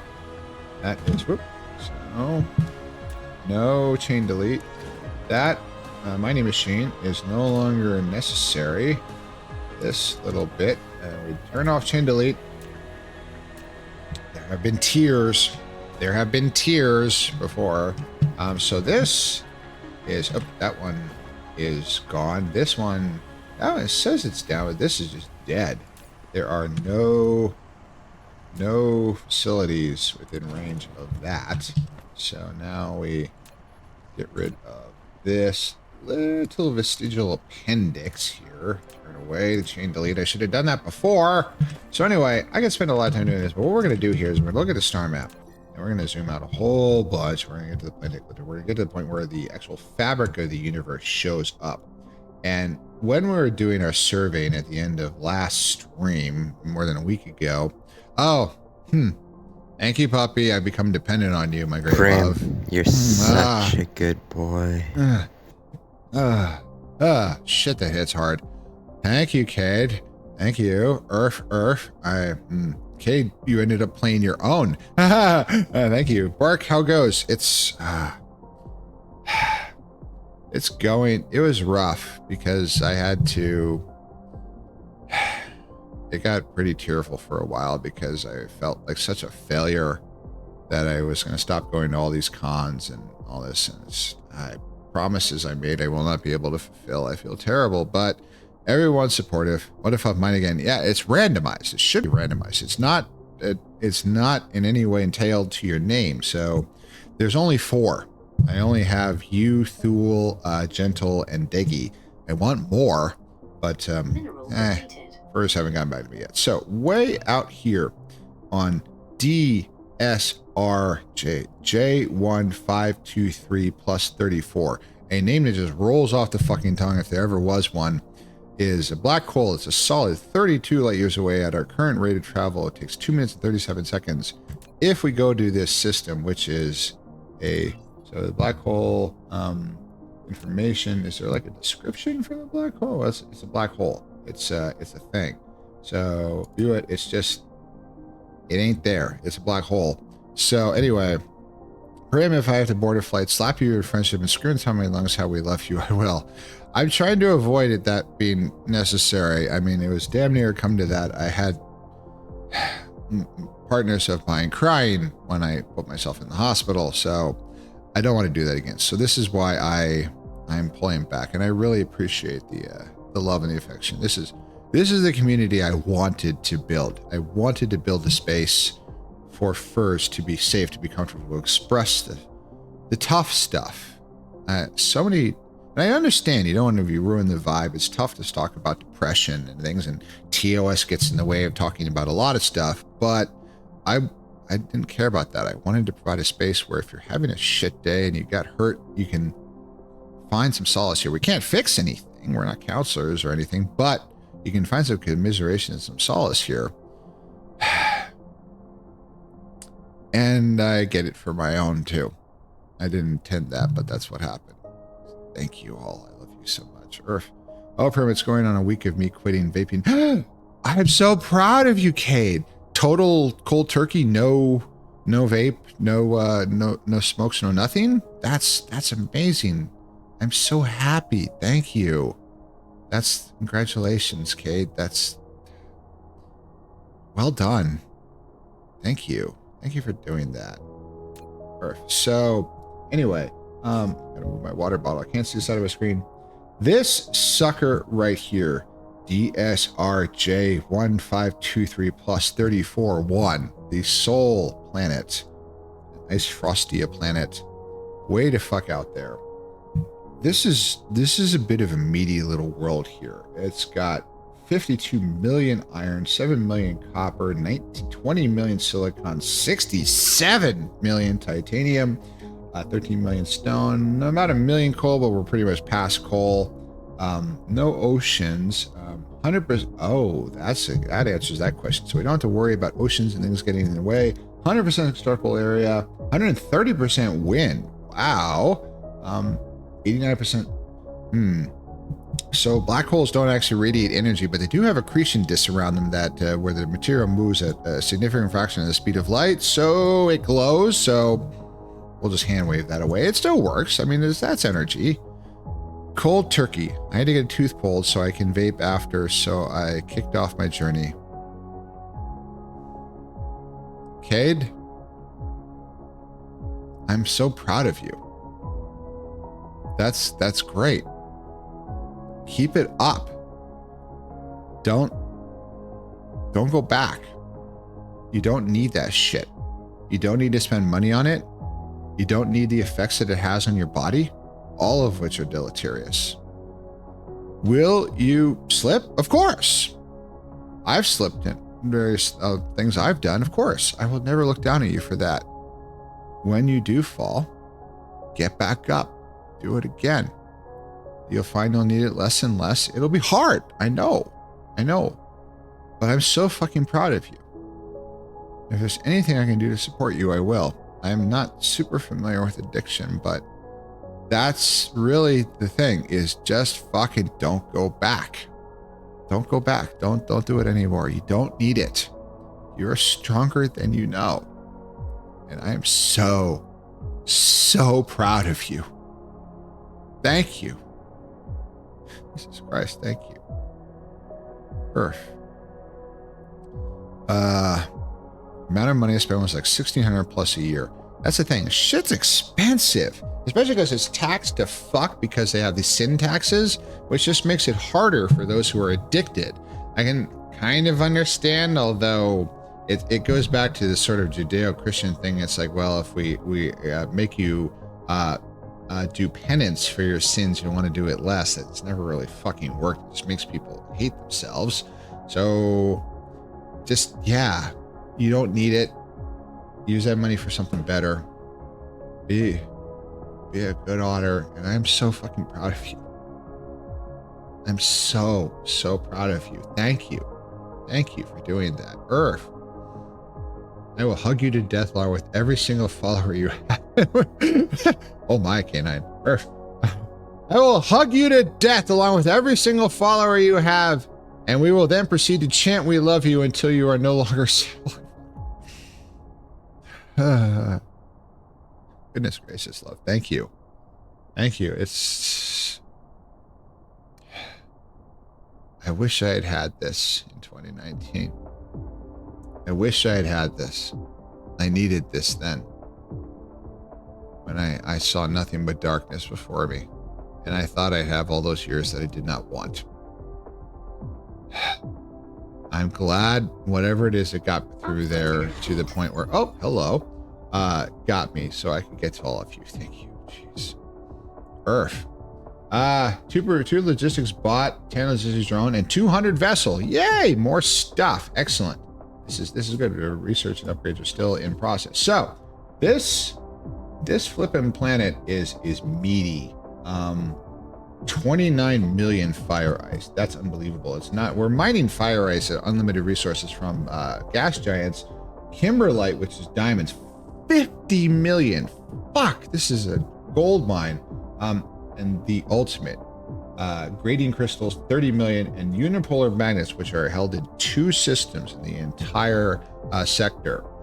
1.8 million. Gradient crystals are unipolar magnets are necessary to produce some very high-end Tech 2, Tech 3 items. So this is a hell of a place. So we're going to go out there, and what we're going to do is we're not going to move all of the facilities from Land MSCA 3. Obviously, where that's all going to stay. But yeah, I can use that money paying off cards so I can actually go on a trip. Ooh, yeah, that'd be great. Burcons, Earth. We love you. K9, thank you. Thank you, love. Thank you so much. Earth. I appreciate it. Easy. Thank you. I got it. Thank you, love. I'll need it later, I'm sure, but I'm good. Thank you, love. Earth. Okay, so we're going to go out there, and I had this idea after I finished stream last time to make sort of a modular construction. So to put together, thank you. I dodged it. The bucket is now lost in space. Anyway, a modular construction with a blueprint to based off of towers. So lots and lots. So I can start making everything. So we're going to start from the beginning, and I'm going to run out. I'm not going to run back and forth getting supplies. We're going to make it all here because everything's available. So there's going to be a lot here. This is, I mean, I've only got an hour. I'm not going to, maybe we can see it. That would be nice. That is a goal to make it out to another con. Last one I went to was 2016. Okay, so that changes the calculus a little bit. I mean, we've got a little time, but let me know. Give me some notice because, yeah, I want to give you a hug. Yeah, that'd be great. Okay, so anyway, I'm going to slap the indicator on that. That's a long ball. Now, in order to get out there, we need to properly supply ourselves. Now, I don't know if there's any major logistical disasters in progress, but we're just going to ignore that. So power is being produced. That's good. We have efficiency, which is good. Give me 4 years. Okay, that gives me a little time. I was worried you're going to say like MFF. It's like, fuck, I just scrubbed MFF. I mean, I know there's going to be reasons. First, going to want me to go and all that. I know it hurts, but fuck, I'm not going to go to the fursuit parade. I wanted to go to the Anthrocon fursuit parade so fucking bad. And I'm not going to. That's all right. I'll go back in another year. But I can't rationalize and keep doing it anyway. I will fucking destroy myself. So, what do we got? Okay, so some of this shit that fractal silicon, that's interesting. Why do I have that? So, we need to... I have a lot of inventory space. I just need to bring enough stuff to get started. So, we need to start from the beginning. So, we're going to mine the fuck out of this place. So, I need mining machines. Do I have 75? That's a pretty good start. So, I have water pumps less useful. Those are around here. It has no oceans. So thing is, the stuff that is not local to that black hole, we can just bring it in. I mean, I have like sulfuric acid being harvested out of an ocean somewhere out in the star system. We need more smelters. We're gonna make the better smelters, but not yet. So we need to start with the current smelters, which have gotten us a very long way. I won't say they're crap, but there's definitely time to retire them at some point. So, smelters. We need to bring a lot of them. We will bring all of them. We will bring all of them. Eventually, we will make more, but we will do there now. Okay, so that's good. Now, so around here somewhere, I was pretty sure we had the oldie sort of miscellaneous box of crap, because I've got a few things piled in my inventory. So I guess we're just gonna have to. So, I mean, it's highly inefficient to just have a miscellaneous box of stuff, quantum chips, whatever. But why? I don't. We can put that. Fuck it. Why? Mark II belts. How the fuck? I must have upgraded something somewhere. So let's put that in the appropriate box so they will be upgraded to their new and glorious purpose as Mark III belts, like all should be. How many fucking belts do I have? 600. That's not enough. There, and we'll take another couple stacks of belts. How about 3? Belts are useful. We're going to manufacture all of this on site out there, but let's bring enough here. So 51 splitters, more pile sorters. I need sorters.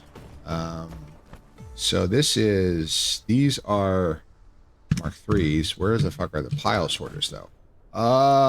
Wait, do I have pile sorters? I have some. That's another 300. 300 is a pretty decent amount. Oh, that's famous last words. That's probably enough. 1,000 foundations. I don't know if I need foundation. I don't know if there's holes. We'll find out. 37 satellite substations. Okay, now the power start, of course, is mini fusion power plants. I have a lot. Ooh, we need fuel. I have bots. I need more logistics drones. We need a shitload of towers and drones because it's going to take that's a lot of vessels. Why do I have so many vessels? Vessel. Where's the nuclear vessel? The nuclear vessel. Anybody who gets that reference, the nuclear vessel, massive geek points in my book here. I think 100 vessels will be enough. I need a lot of drones. I need a shitload more drones because we're going to use a shitload of towers.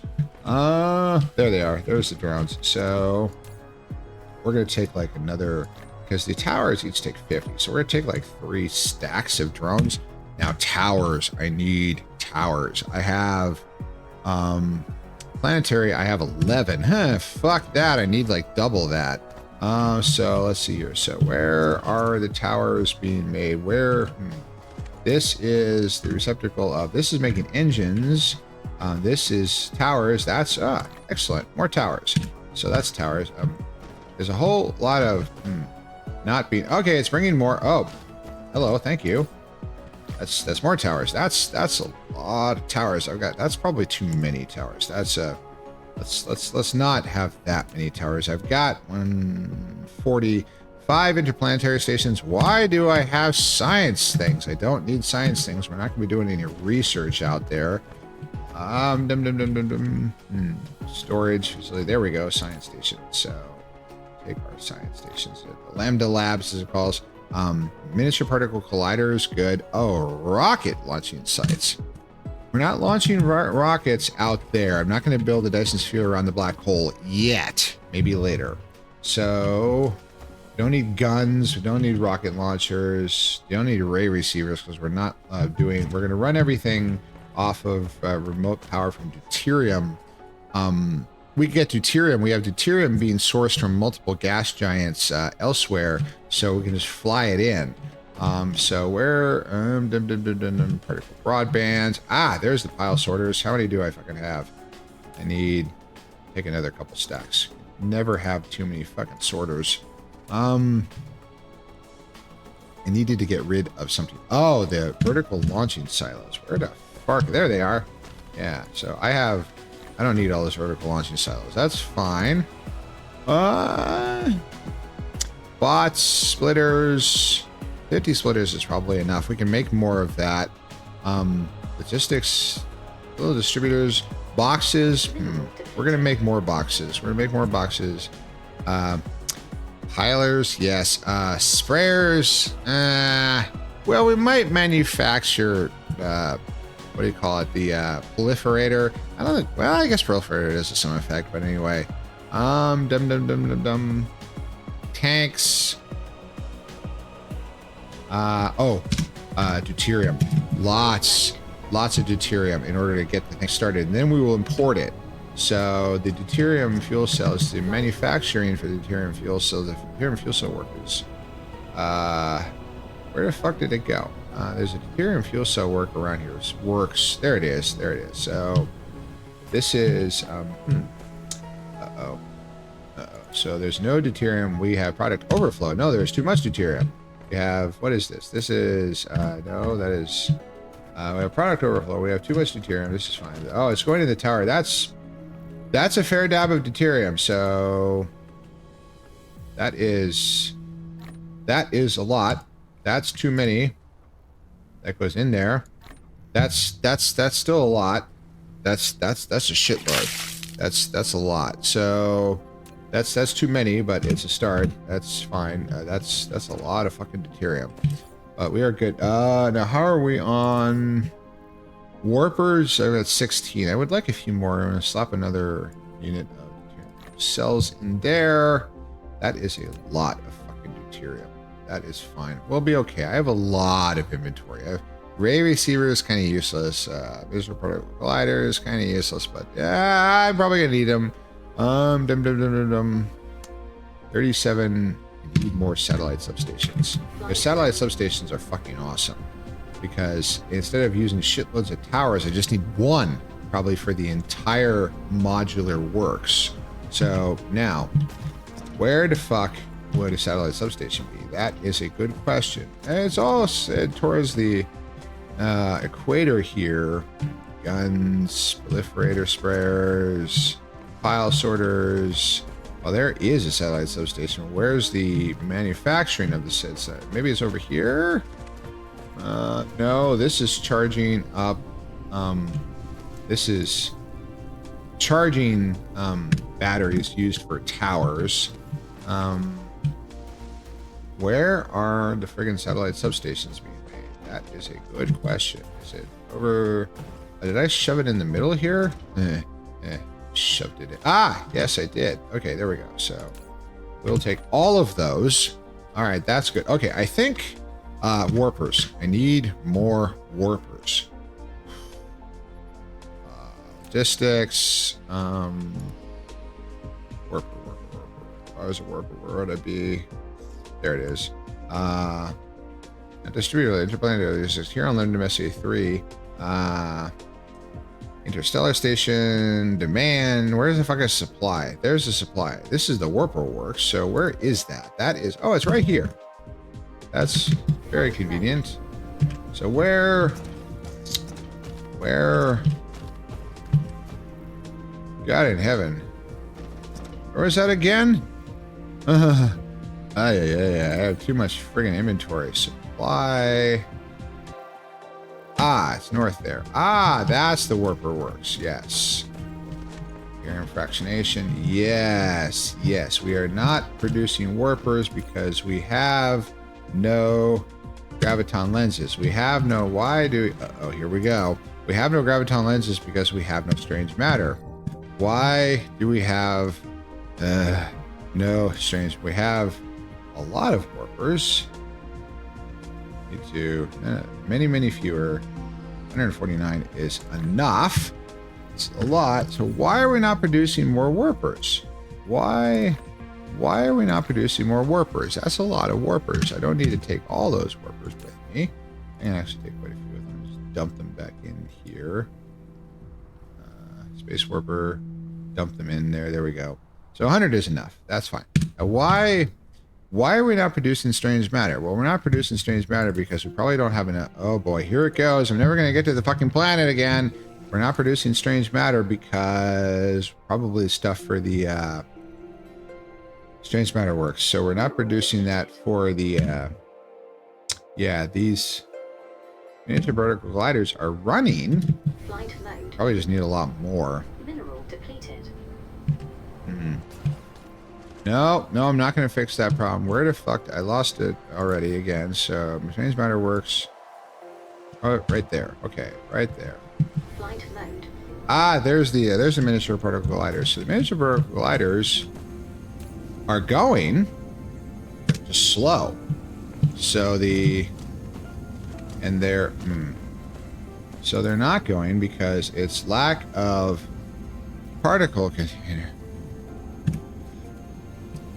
So why are we not making particle containers? We're not making particle. If this is the fucking magnets again. We're not making because of turbines. We're not making turbines if this is the it's the motors this time. The motors, why are we not making the motors? We're not making the motors because iron? I thought I fixed the iron problem. Why is there no iron? Why? So there's gears. Okay, there's iron. But why? Iron. So alright, so we don't have...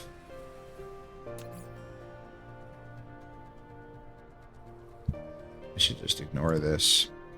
Unnecessary plate imports, so supply... There's not a lot of plates coming in. Why do we not have plate export supply? That's not a lot.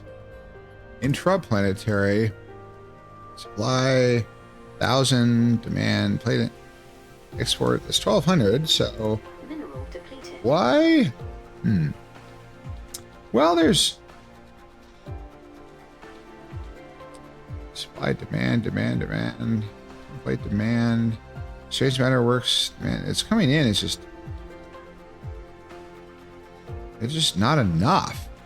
Second iron plate, so there's one plate works. Is just the iron plate production rate. Oh, is not enough. Fuck it. I'm going. Fuck it. I'm not going to spend the entire fucking stream. I already spent the entire fucking stream talking. And you're all sick of me for that. So, fuck that. Alright, so we're going to charge, let the battery, it's escape? No, it's tab. Yes, that unlocks. So, I have deuterium fuel. I have, okay, so we have a warper. So, alright, so we are,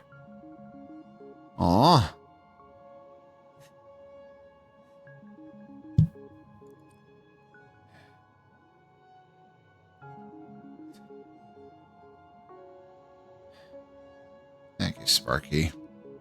Earth. God damn it. Okay. All right, we're fully charged. Let's get back in here.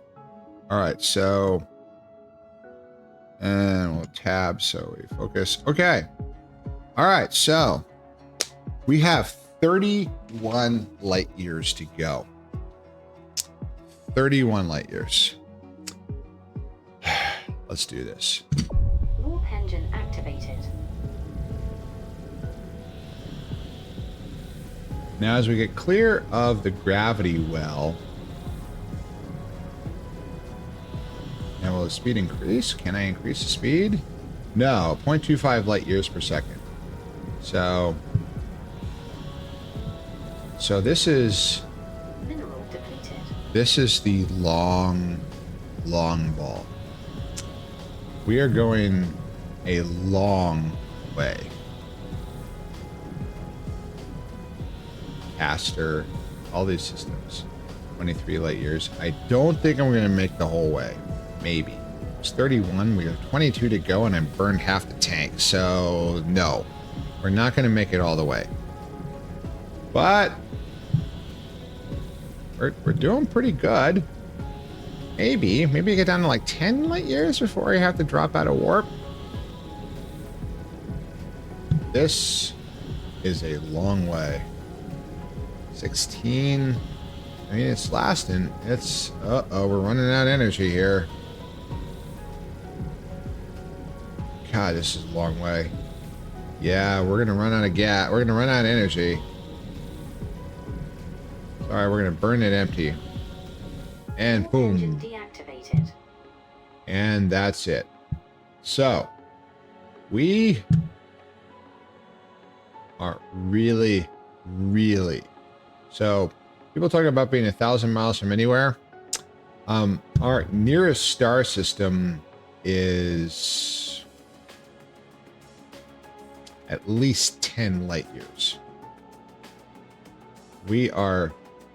This... That's 9. Okay, 8 light years. Okay, still. That's 4. Okay, 5 light years. A light year's a long way. We out here are a long way from anywhere. We are a long way from anywhere. This is, you want lonely? I got your lonely right here. We are fucking way to shit out there. 160 Leonis Minoris. So if I go out of here and I go to star map, and yeah,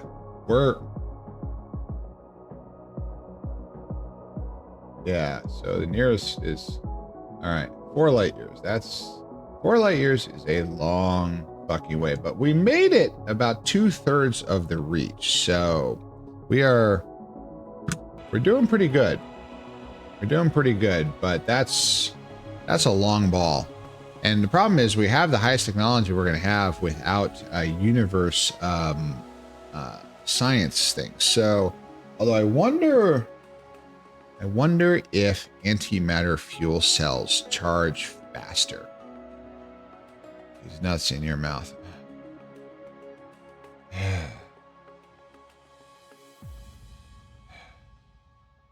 Lord, give me strength. Earth.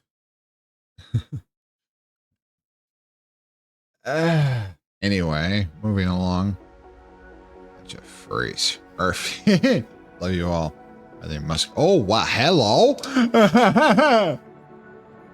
Yeah, not my cup of tea, but we do not kink shame in this house. We do not kink. We may kink ask why, but we do not kink shame in this house. Not so that gravity we've been having. We are. Yeah, this is. So the Enterprise didn't have to do this. There you are. Out here, 1 billion kilometers from anything. Although they did travel around at impulse speed a lot, which is sublight, which in the middle of interstellar space, you ain't getting anywhere. I mean, this is 24 hours. Actually, it's going up. It's probably going to take us more than a solid day to get there at this rate. So, fortunately, we're okay. I am not reading that. I am not reading that. Okay. Anyway, we're engaging the warp drive again because I am not reading that. All right. So I'm going to, get it. So I just aim directly. Yeah. I think we're going to make it. I think half a tank was enough. Maybe. We'll see.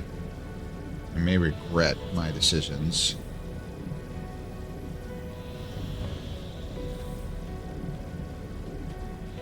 Five light years. Come on. Oh, it's probably not going to happen. Shit. I needed to wait longer. Maybe we'll get down to like 2.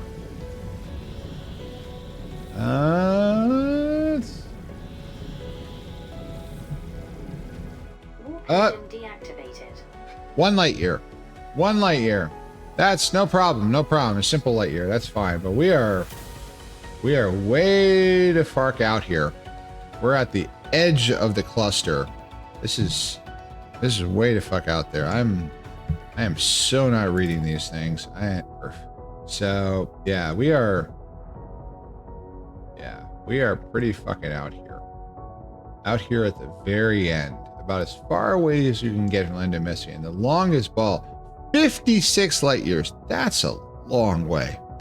That's like 3 jumps. So Alshat, I read that originally. It said asshat.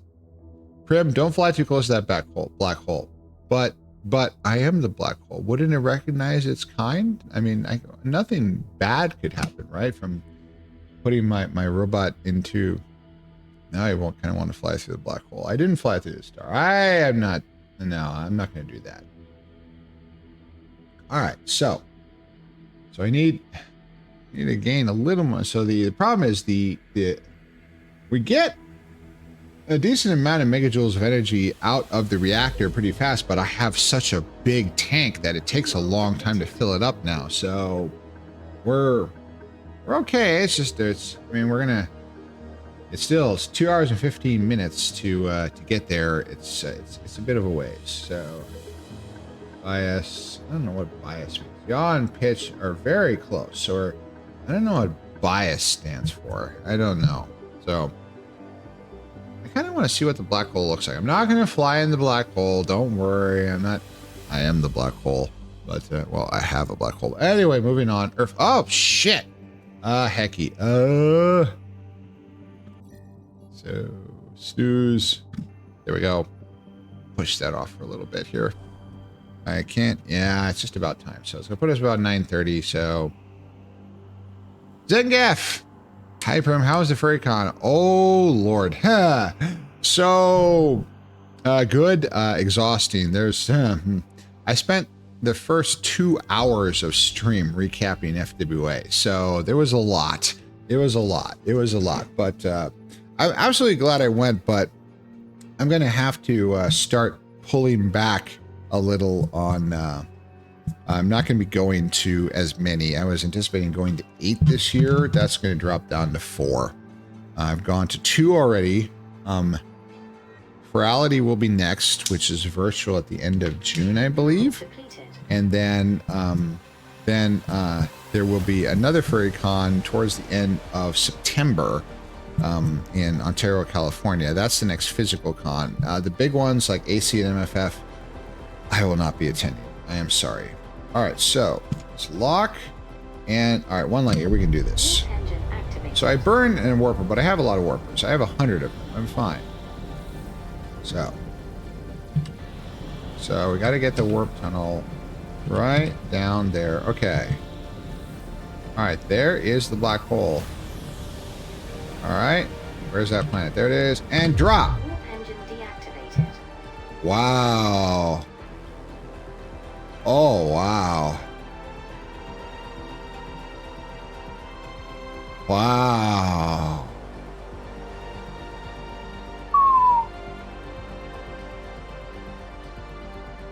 Kind of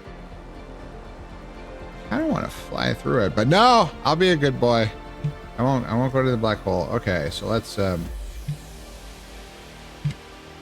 this planet rotates at a pretty fucking fast rate. Of course, it's orbiting an object of infinite mass, so that's to be expected. Yeah, this thing has a serious friggin' rotation rate. I don't know if you can get stable orbits around black holes. I'll eat you. It'll eat you.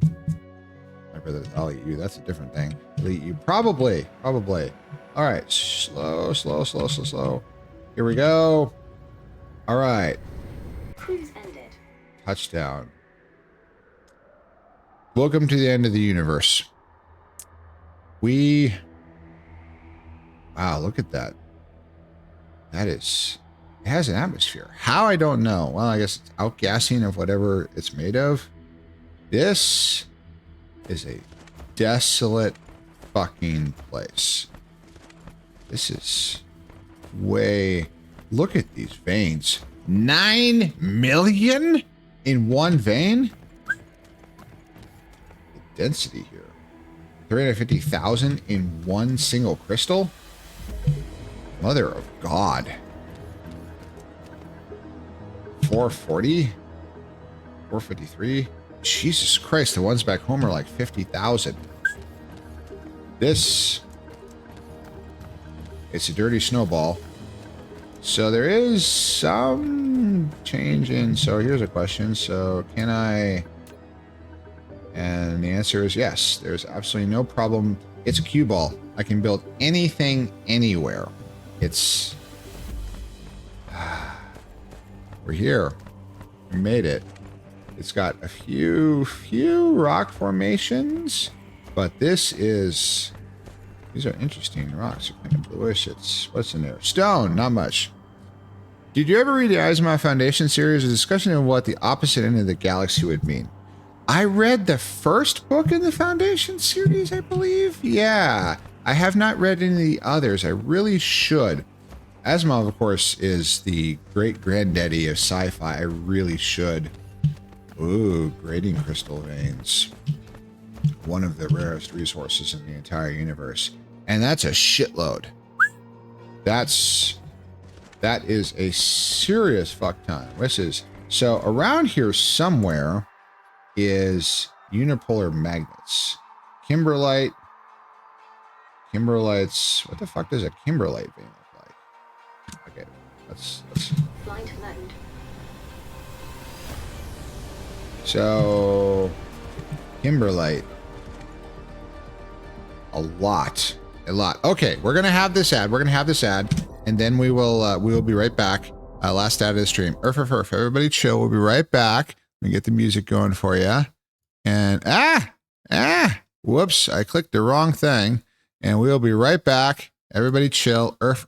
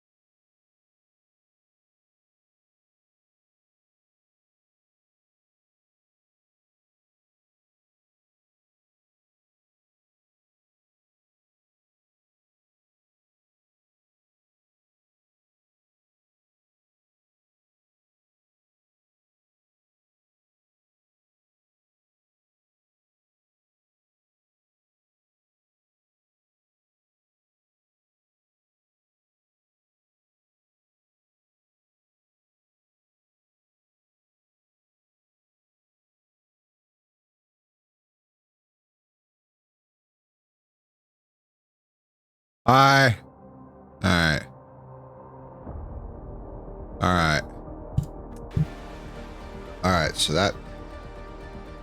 that is an interesting question, Zengef. So let's find out.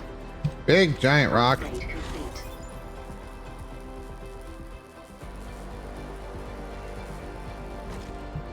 No. Stone. That's it. Nothing.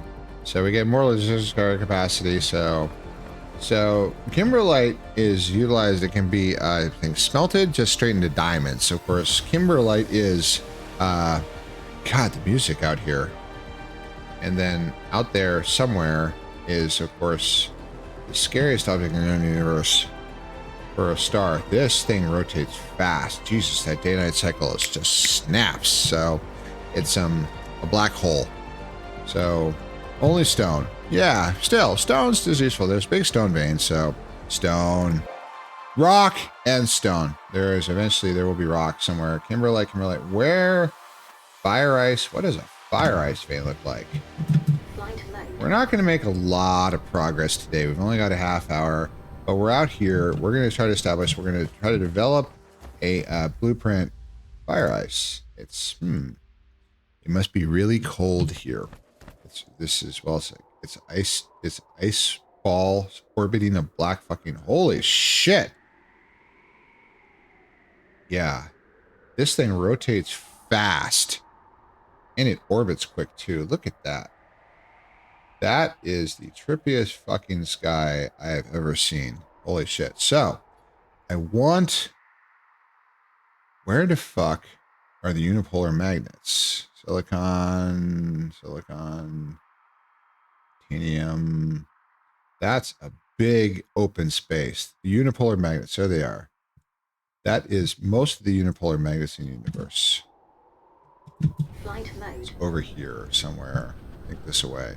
So this is, yeah, I can make a big manufacturing world on this. Okay, there it is. So this is, wow.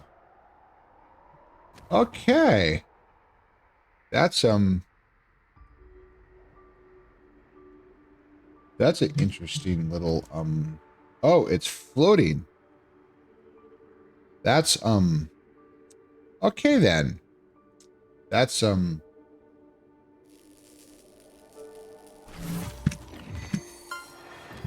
unipolar magnet. You've collected a unipolar magnet, a treasure of the universe near the black hole. It features oh boy, that's a word, a pyrochlor lattice and separable magnetic monopoles under the effect of a magnetic field.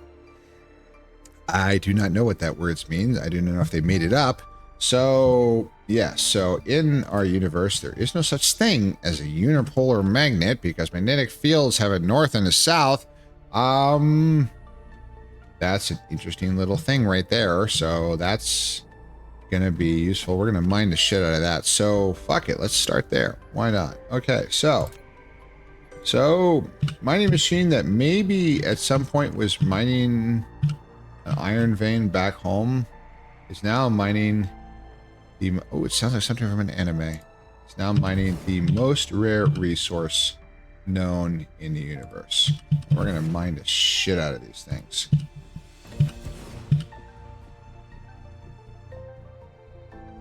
Ooh, it really sounds like an anime. Can I get another? Yeah, I get another one jammed in here. There we go. We're going to mine the living crap out of this stuff. So, oh, that's the pole. Why don't we just slap a tower there? So, transport a interstellar logistics station right here at the very pole. A pole tower. The North Pole. It's Santa's workshop. I'm not calling it Santa's workshop. Stop that. So this is going to, so it needs stuff. So it needs a set of vessels. It needs a big set of transport bots, and then it needs some warpers, and that's fine. And it has no power, but what it's going to, the first thing it's going to have, in order to have enough warpers for all of the logistics here, it's going to, just a few, remote demand. And poof, here comes a logistics vessel. Now, logistics vessels, as far as I know, don't run out of power and have to recharge, but it's going to take that logistics vessel a little while to get here. It's all right. We have all the time in the world. So that's fine. And it also needs to bring in deuterium fuel cells. Deuterium fuel rods. Now, not many. We'll say like 800. I'm going to take all of these. I'm going to dump it in there, which is a lot. That's good. And then we're going to remote demand.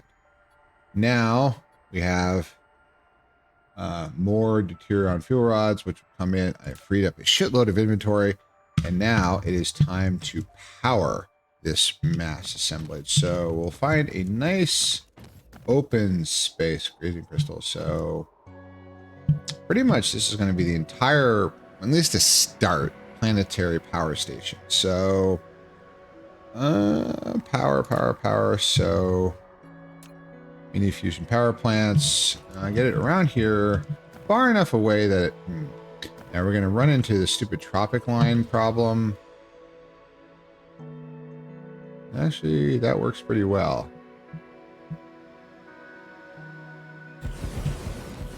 That's a nice little, array of fusion plants. And I bet I could feed them from one to the other. Pile sorter. Yes. The pile sorter will bend. Will it blend? Yes. Not blend, bend. It will bend it like Beckham. Never been a huge soccer fan. I'm not a huge sports fan, period. I can appreciate it, and I never disparage someone for what they like as long as nobody's getting hurt. I mean, so, and I'm very impressed. A little, maybe disconcerted sometimes that somebody will be so dedicated to watching sports that they will have instantaneous memory of enormous spreadsheets of facts and figures and stats and players going back decades, and that's just, I mean, the thing is, why should I be disparaging of something that they enjoy? I would never do that. So there's our deuterium fuel rods, and we take, sorters do not require power. And, oh, that one does. So I have to take one deuterium fuel rod. Oop, I have a unit. It is a rare ore with a pyrochloride lattice. In order to separate the magnetic monopoles, the magnetic field can be applied to affect the symmetry and orientation of the string. Where did the string come from? By lowering the density of the string network. Okay.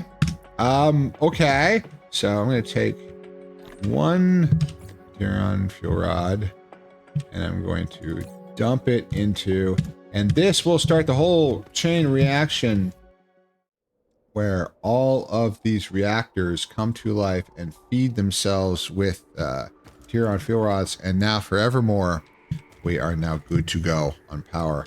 And now we will power the tower itself. Let's see that. Put it right next to the.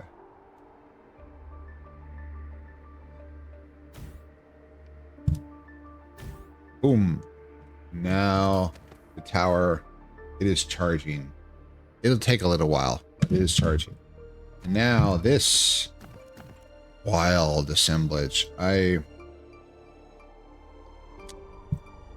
don't want to put it right in the interplanetary tower. It should go into a local tower. Now, grading crystal. Ooh, distribution range level 5. 40-degree distribution coverage. The distance distributed coverage increased. I think that is now planet-wide. If we look at the tech tree and we look at upgrades, logistic spots, distribution range 180. Yes, it'll go all the way around the planet to the antipode. So there is no longer a problem for mecha advanced warp drive. 0.25 light years per second. Fuel chamber power to 4 megawatts. Not laser weapons. 120 slots. This is combat is nothing. We're not doing so. We have more pile sorters The ultimate upgrade can load and unload simultaneously. That is an interesting trick. I don't really know how it will work. How the hell do I program that with the belt, too? Is it? I don't understand. We'll find out. So, let's put another tower. Mineral depleted. It's sort of off to the side here. And then, oh, it needs to have lots. We're going to run out really fast. It's all right. We can always bring in more. So let's, and this is going to take. Mineral depleted. I know the minerals are getting depleted. That's fine. Wow, the range on these things is unbelievable. And we are now mining. I love how high that goes. It's way up in orbit. So, is this reaching all the way out here? No, but that's okay. So we're going to slap in the corner here, out of the way of any of the ports, and charge this sucker up. And we have, so our power, plenty of power. No problem right now. Eventually it could become a problem, but later, that's a later Prim problem. So let's start piling this shit up. Let's do our logistics thing here. Jeez, I never really thought we'd get out here. In, this, in, and then another there, splitter in there, and then this one goes in there. Yoldy tropic lines, always causing me problems. But, oh, that's a little wonky. Put that there. And then over here, 1, 2, 3. Oh, I could just use one more. So I just need to stick one like right here. And put that down there. I think I fucked that. No, it's easier to do this. So get rid of that and move this south a little bit. There we go. And then put this over in, and then from here over, and we don't want to, so we'll go over and bring in south here, and then this there. Oh, that's a nice little curve there. Whatever, it'll be fine. And this here into the tower. There we go. Now it's going to, oh, it didn't take automatically. That's unipolar magnets. Supply.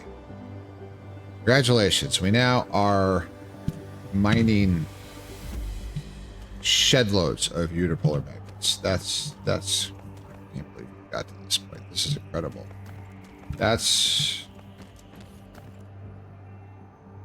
We're here on a planet orbiting a black hole, mining unipolar magnets. I never really believed it. This is the ultimate. This is really. So I've only got 10 minutes left. So the idea here is I want to sort of build a modular network here. It's interesting. Every time we build something, it kind of depresses the. That's interesting. So I just use a box. Yeah, it sinks into the terrain. That's fascinating. See, there's a depression here. Oh, it's a snowball. The weight. I wonder if it rebounds. Nope. That's fascinating. Only half cooked spaghetti this time. Yes. It's only one bowl of spaghetti thrown against the wall harder. But so the idea of what I want to do here is something like so for like a manufacturing facility, avoid the tropic lines here, get that down here. So like a planetary station, obviously, and then it's going to have something that's going to get manipulated here. So we're going to stretch this out sufficiently. Oh, did I bring manufacturing machines? That is a good question. I am also, oh, look at that. Oh, wow. Wow. This is the place to have soil. Oh, it's soil piling. Wow. Holy shit. I'm going to come back with billions of soil pile. All of my fucking problems on Lambda Messier 3 will be solved by importing dirty snow from a black hole to Lambda Messier across 25 light years. So this, and then for, I do have, I have 6.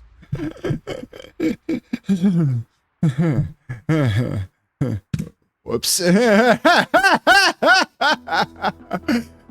I forgot to bring manufacturing machines. Okay, that's we're gonna just disable this. That's fine. But the soil pile stays. I have a lot of soil pile. I forgot to bring manufacturing machines, so we're gonna be making those. Except for the future Prim iron ore problem. Okay. All right, so we're not going to talk about that. We're not going to talk about that. There's a shitload of iron ore here, too. I can just start mining the fuck out of it and putting it... I can smelt the shit out of it and then put it in the network and ship it out from 22 light years away. I wonder... Start map. I wonder if that vessel is still fucking on the way. Mineral depleted. Stop rotating. I guess it already came and went while we were busy chit-chatting. It is. Yep. It's already, there's nothing, no more imports on the way. It's fine. This is an interesting place. We're going to accomplish so much here. It's going to be nuts. So the idea is I just want to slap down those modules and it's like, oh, I need a smelter. Fine. Another 30 smelters. Oh, I need a manufacturer. There's another 30 manufacturers. I don't have that many manufacturing machines, so we're going to start from the beginning and upgrade, but that's all right. We'll be fine, because I don't want to do that trip back and forth a lot, but we're good. We're good. So, all right, so we're going to save this up. Save game. Yes. And then I'm going to take you out here, and we're going to do, so Spotify, you're not listening to the audio anymore, and we're going to start that, and we're going to do that, and then I'm going to do this. And then we've got, okay, so that's way loud on the Spotify. I'm going to turn it down a little bit there. And notifications. I received a friend request. Oh. Hi, Astral. Okay. That works. So, all right. So, thank you. Thank you. K9 especially. Thank you, all of you, for being here. Thank you for being part of this community. Thank you for letting me have a flipping community in the first place. Holy crap. You didn't see me as a failure for needing to take care of myself, to not destroy myself.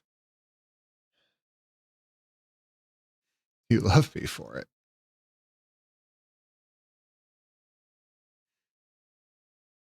I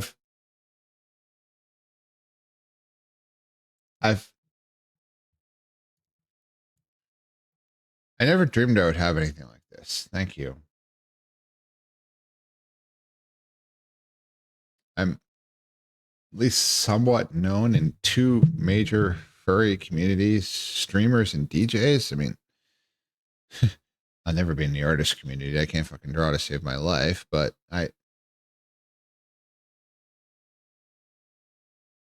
this is a vastly different life than I ever imagined I would have. Thank you so much.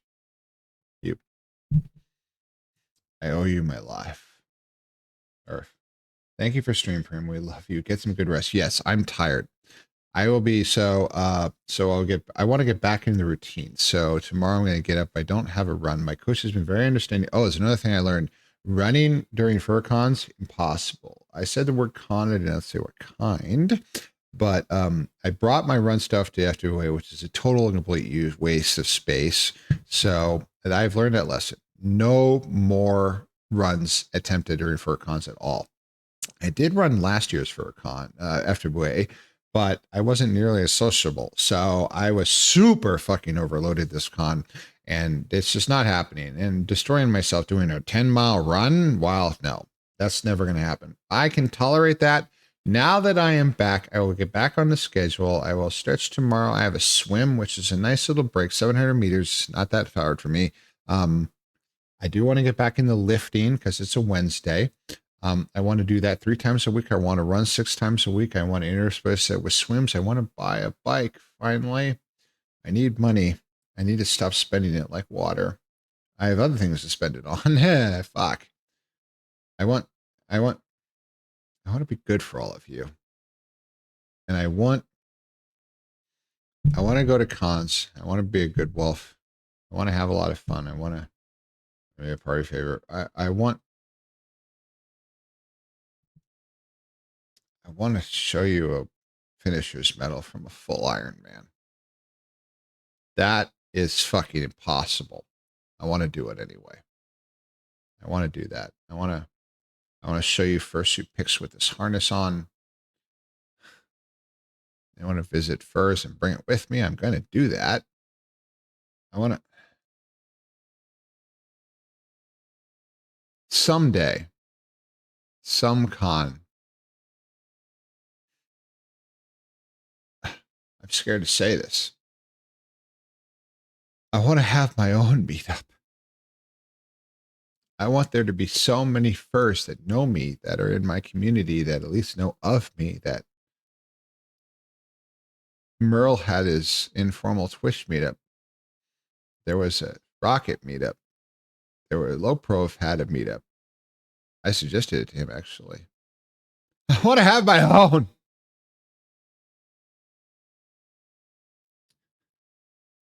I want to have my own. That's so unimaginable. I would love to do that so much. Earth. Someday. Anyway, thank you so much for joining me. This has been truly, truly amazing. How many? 8? Mother of God.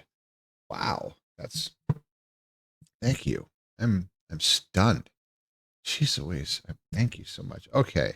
All right. Let me get out of here. Jeez Louise. I am listening to myself. So who the fuck is going? Step. They need to make that window go away. Okay. Following. There we go. Orders go away. Cody Yodi.